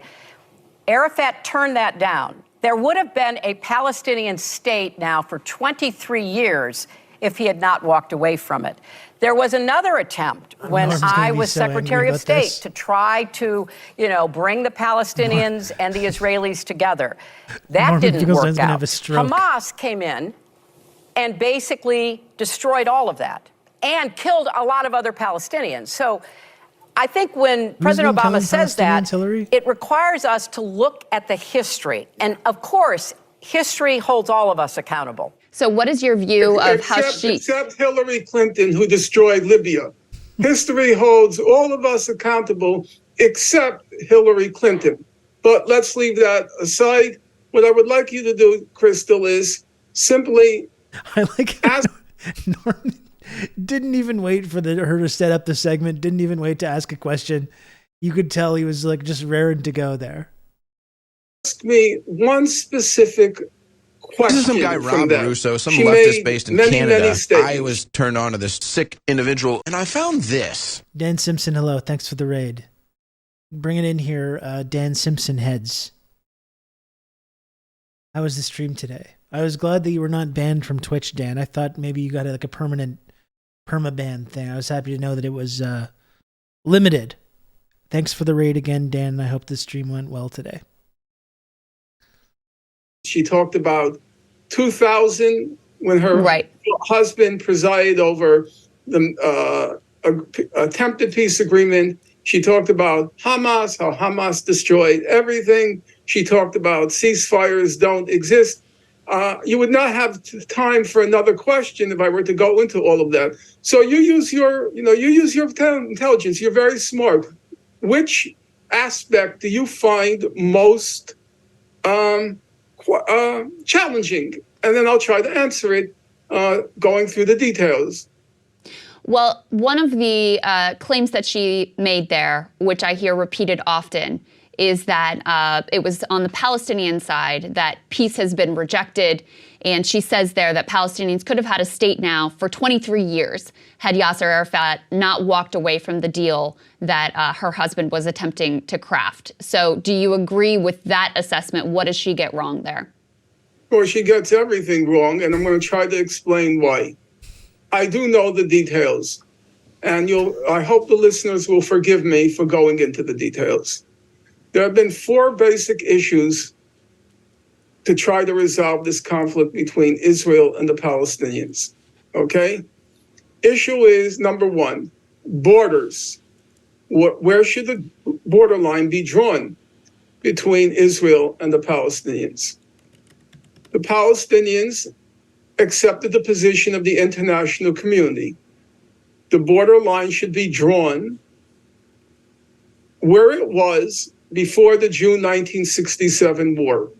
That is, the whole of the West Bank, including East Jerusalem and Gaza, would form an independent Palestinian state alongside Israel. The Palestinians accepted the position of the international community. All the legal bodies in the world, the International Court of Justice, all the political bodies, the UN General Assembly, everybody accepted the border should be what's called the pre-June 1967 border, or the whole of the West Bank, including East Jerusalem, and Gaza would be the Palestinian state side by side with Israel. Israel rejected that position. Israel wanted a part of the West Bank. In its last offer, it wanted approximately 8% of the West Bank. So it rejected the international community's position. Number 2, under international law, East Jerusalem belonged to the Palestinian state because under international law, it's inadmissible to acquire territory by war. Israel acquired the East Jerusalem, the West Bank, and Gaza in the course of the 1967 war. It had no legal title to East Jerusalem, the West Bank, and Gaza.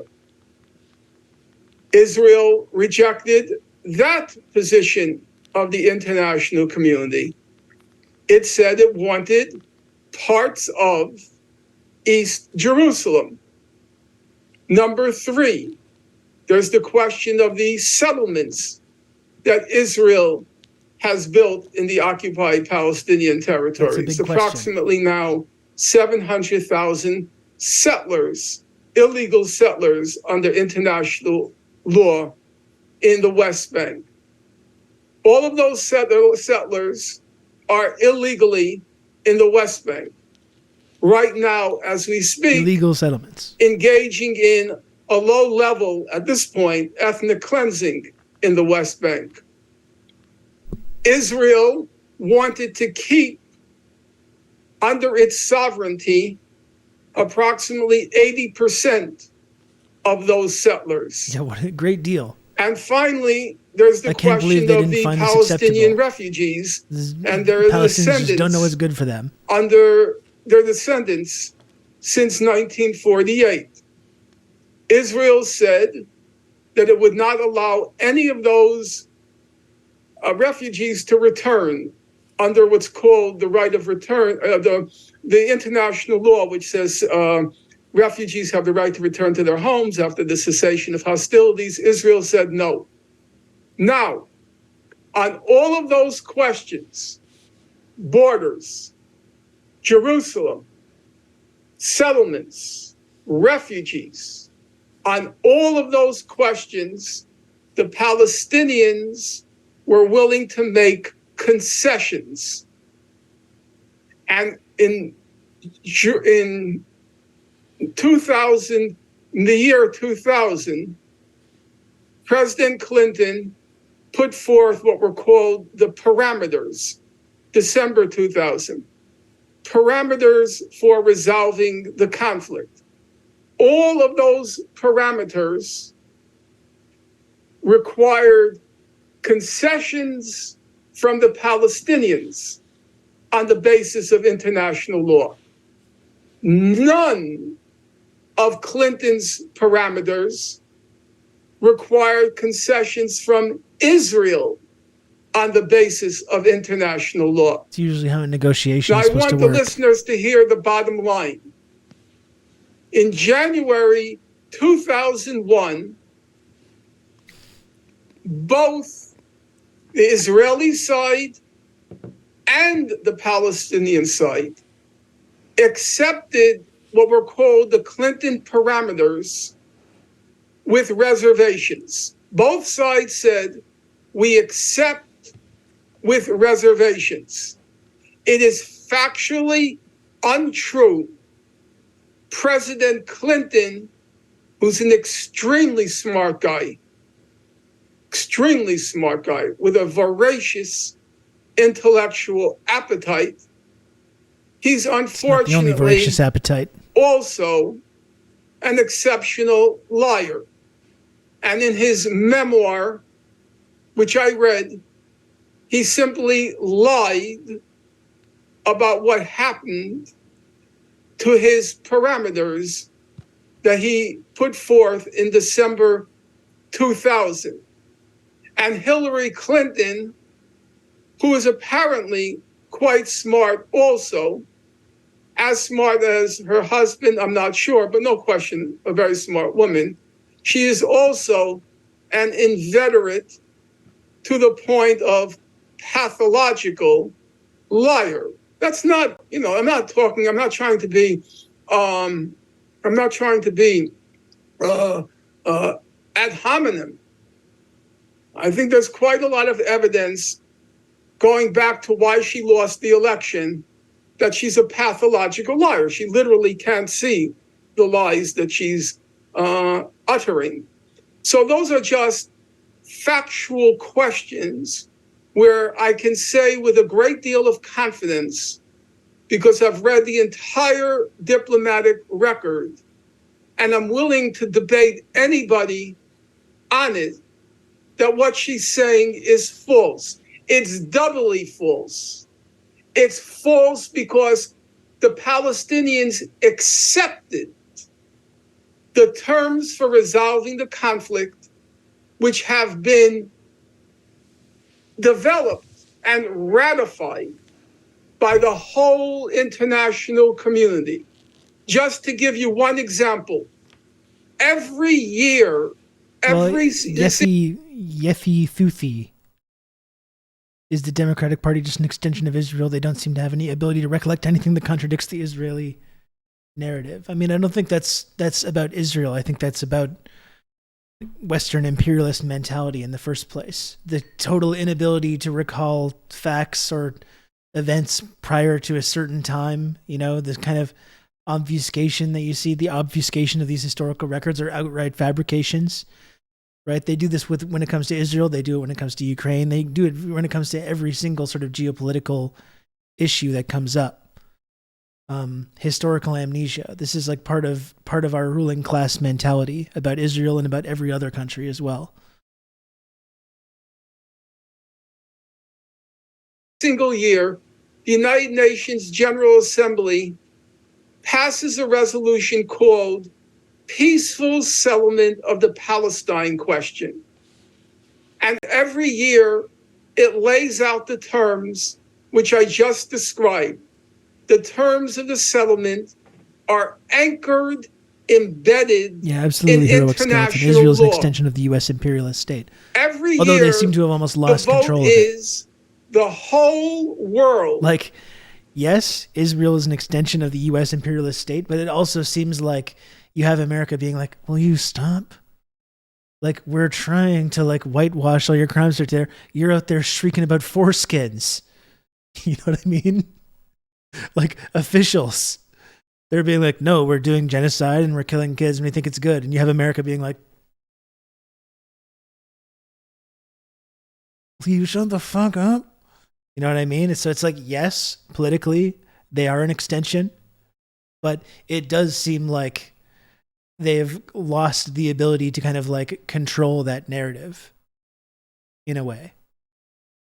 The attack dog's getting away from them a bit. And it's like there's these increasingly fascistic right-wing governments that keep getting elected in, you know?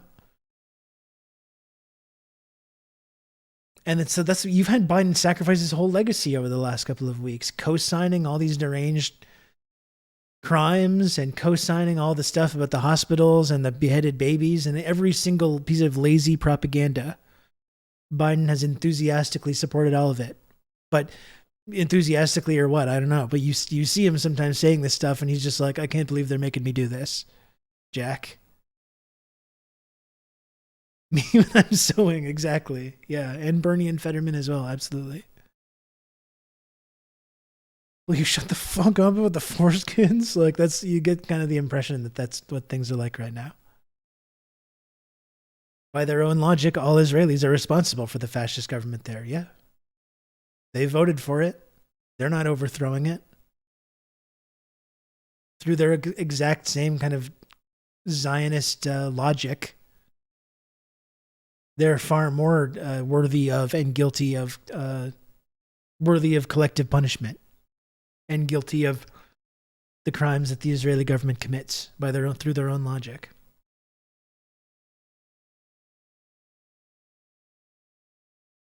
Which is to say, approximately 190 countries on one side embracing those terms, including the Palestinian representative organizations, and on the other side, it's usually the United States, Israel, and several South Sea islands, the Marshall Islands, Palau, Tuvalu, Tonga on the other side.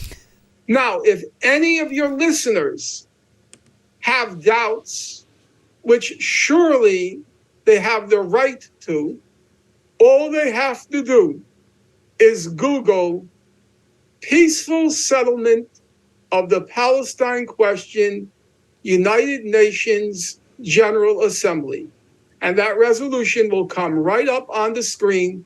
It's a little more complicated to get to the voting record, but with enough conscientiousness and ingenuity. Biden has been staunchly pro-Israel since he's been a senator. I mean, as he himself very clearly articulated, it's so essential to U.S. interest in the region that, in his own words, we would have to invent an Israel if Israel didn't exist. So I agree. He is staunchly pro-Israel. I guess you get the sense from the U.S. government and the Biden administration that they wish they could just tone it down a little tiny bit, you know, which they're refusing to do.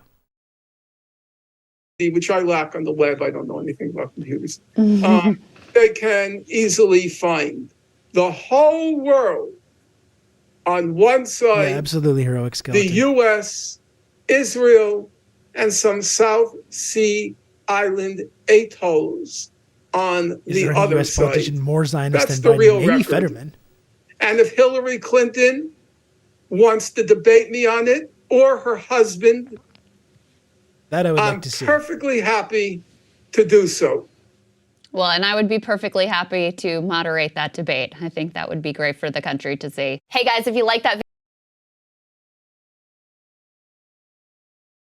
You can count on me. You're going to have good old Rob to talk you through all this. Dummy Dorco, thank you for the gift is up to Madam Dump Truck. Madam Dump Truck, a community member we don't hear from too often.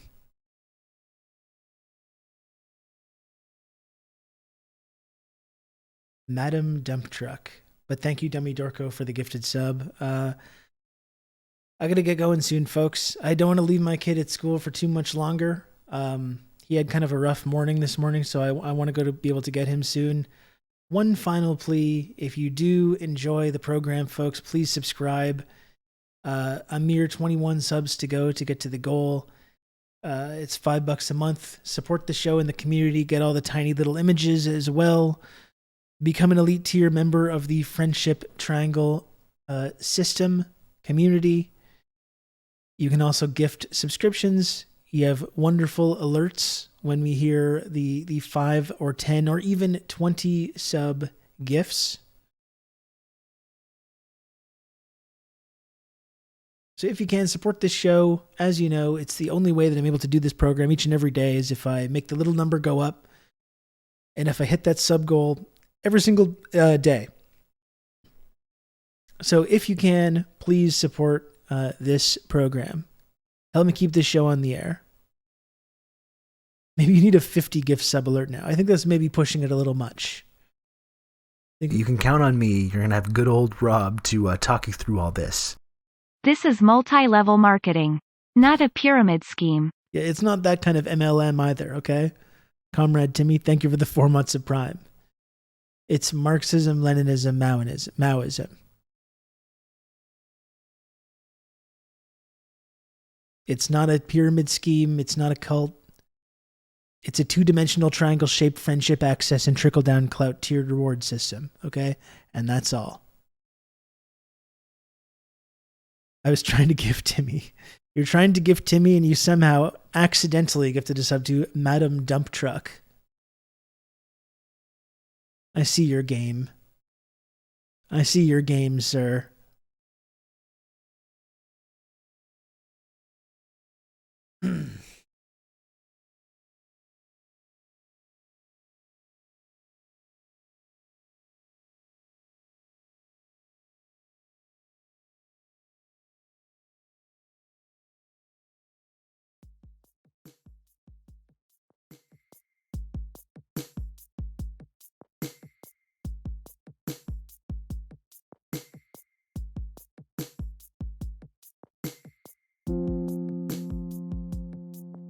So that's it. A mere 20 subs to go. So should be no problem. Should be no problem. Going to hang out for another couple of minutes. Just wait for those waves of subs to come in before we leave today. I imagine there's just such a rush to support the show that it's probably clogging the tubes, possibly. Clogging the pipes. Pretty sure that's how that works. Is your kid just waiting outside the school like the Narcos meme? No. But the other day I was late to pick him up and he was not happy. On Mondays and Wednesdays and Fridays, he's in like the after school program, but on Tuesdays and Thursdays, he isn't. And the other day I showed up and he was the last person there and he was not happy. He was not happy with me. So today he is in after school stuff, but I do want to go and get him soon because, like I said, he had a bit of a rough morning and don't want to leave him there too much longer.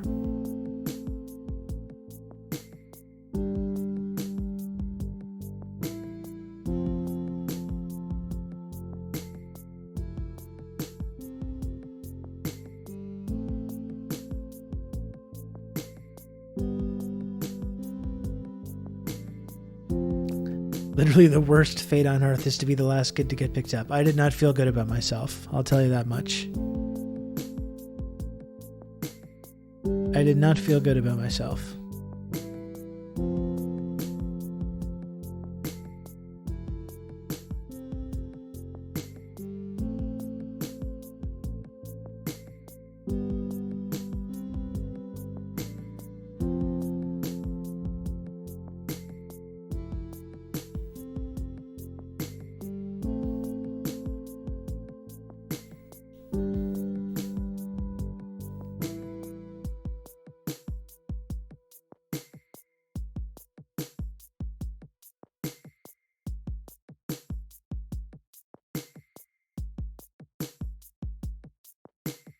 My mom left me at school on the first day of summer vacation for like 3 hours after everyone left. Oh no.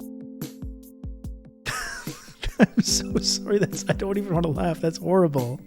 You can count on me. You're going to have good old Rob to talk you through all this. On the first day of summer vacation. Oh my goodness gracious. Chaos the Gardener.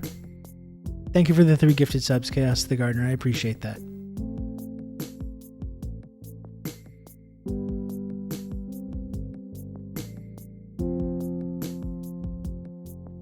Very, very kind of you. And I'm sure Mistress of Insanity, who just shared that traumatic childhood memory, that's probably worth a sub, right?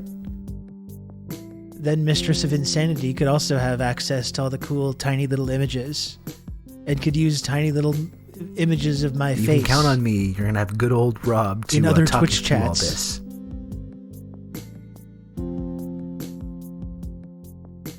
Thank you, Kijiji Genie, for the gifted sub. Thank you for that.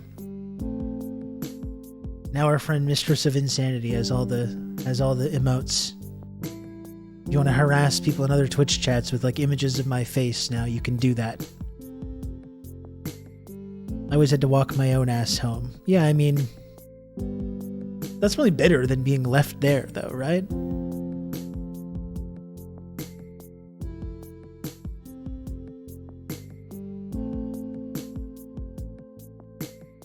There's a couple moments where my parents were late for pickup. But they also picked me up and dropped me off instead of the bus, which is crazy, so I don't know. Yeah, I think we're going to have to hand it to them there on that one.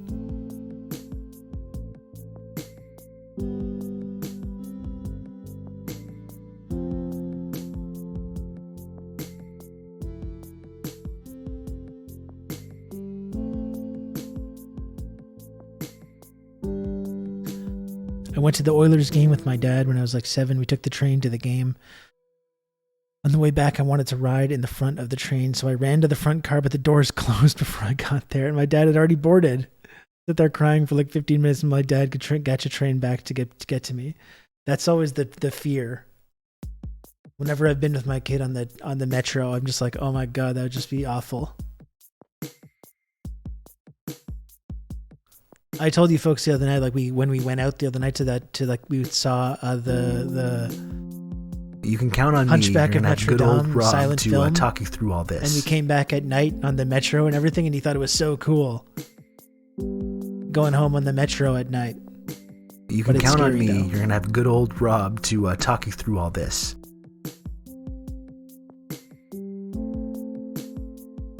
You can count on me. You're going to have good old Rob to talk you through all this. Anon, thanks for 3 gifted subs. Thank you, Anon. Very kind of you. Some brave hero just subbing up all the unsubbed chatters. That's generosity.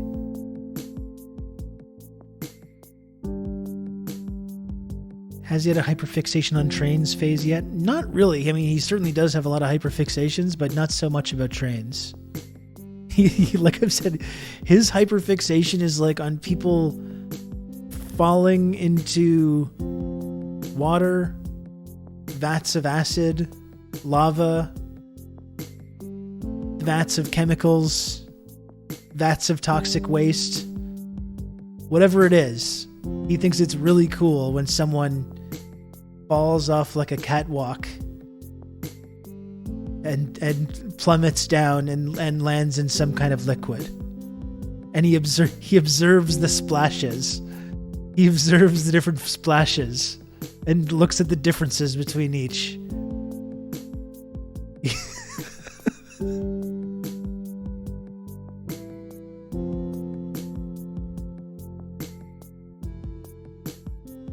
He thinks about this so much. Like, does he not enjoy the Roger Rabbit movie? He loves it. Yeah, it's one of his favorite movies. The end of T2. I mean, I did show him T2, and that was his big takeaway from that. Definitely, he loved that.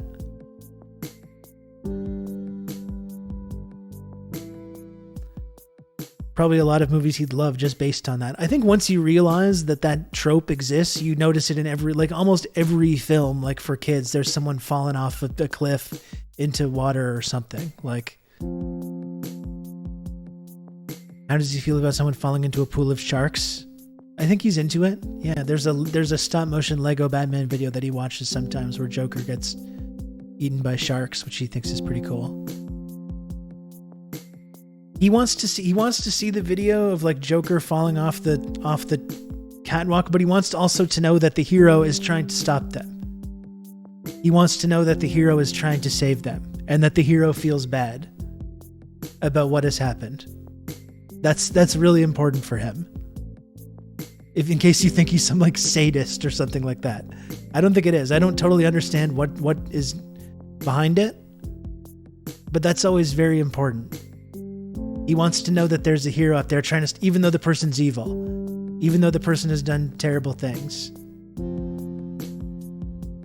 Oh, of course there's Splash compilations, big time. There's Joker falling into chemical compilations.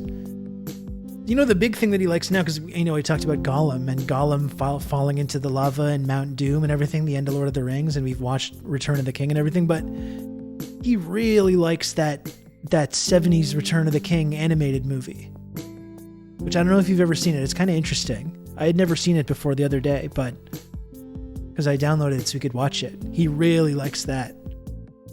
And the whole Gollum scene at the end of that, everything about that whole final scene, he's totally memorized it. It plays this song like when Frodo's walking to the edge of Mount Doom and he'll get up and he starts walking with grim determination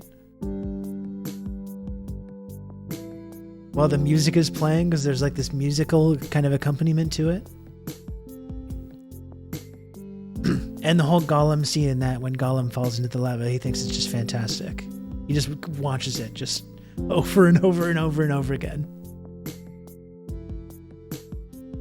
He's a funny guy. He's a very funny guy.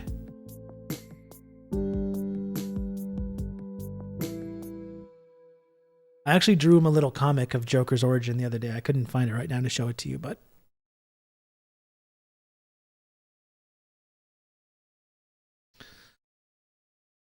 yeah, you got an art kid. Yeah, I would say he's an art kid, definitely.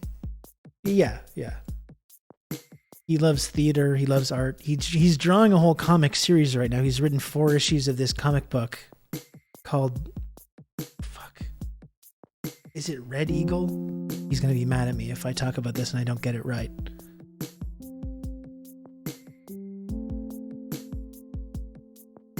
He's written multiple issues of this, though. He just goes in the other room, and I can hear him, like, just doing something for, like, a really long time. And he comes back, and he's got a whole, like, story, like, laid out with all these different characters and stuff. It's really incredible.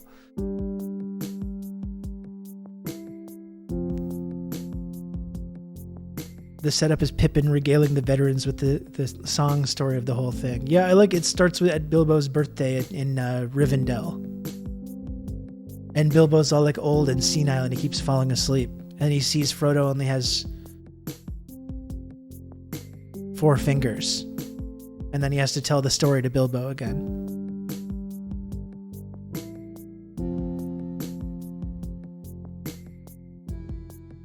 You need to show us what he's watching on YouTube. I want to know if it's as crazy, as colorful as last time. He has found this new like gaming YouTuber that it's the worst thing that I've seen. The worst thing that I've ever seen. We watched Lanky Box a couple months ago, whenever it was. And this shit makes Lanky Box look like fucking Martin Scorsese. All this. It's awful. That's right, when he reads Frodo of the 9 Fingers and the Ring of Doom. He really likes that. He loves the orc song that they sing. Where there's a whip, there's a way. He really likes that too. He really, really likes that. Kijiji Genie, thanks for the 3 gifted subs. I really appreciate it. Thank you for that. You should be pen pals with Ema and they can trade their comics. I'm sure that would be cool. Yeah, he really likes the feedback. I remember Marty from our community showed one of his movies, or the movies that we did together, showed it to his daughter, and he was like really interested. He was like, well, I want to hear more about this. What else did she say? We got to get all these kids connected with one another. Start talking about this stuff. Bilbo keeps resting his eyes. Exactly. It's really good. It would have been cool to see the whole trilogy like that. Okay, I gotta go. We are just a mere 10 subs away. One hero could come through now and support the stream and get to the goal and play the very cool 10 gift sub alert. I'm not telling you what to do. I'm not telling you what to do. It's okay. I'm just saying that could happen. That is something that could happen. Like, is it a crime to say that could happen? Is it wrong?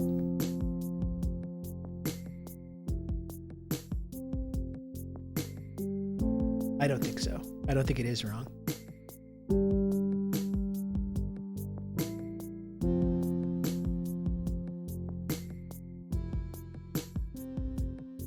I grew up on Danish children's cartoons that featured wars and post-apocalyptic scenes of a submerged New York, and I turned out fine.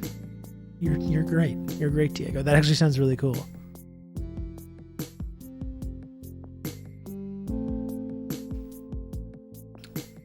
Frodo of the 9 Fingers and the Ring of Doom. Oh, just one sec.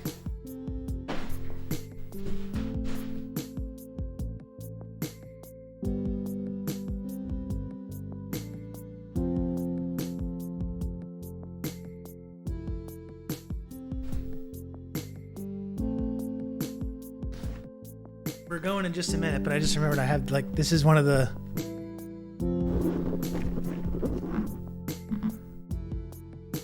As you can see, Red Eagle.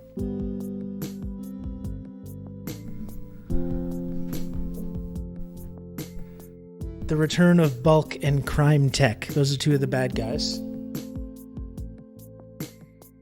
This is just filled. It's just filled with this shit.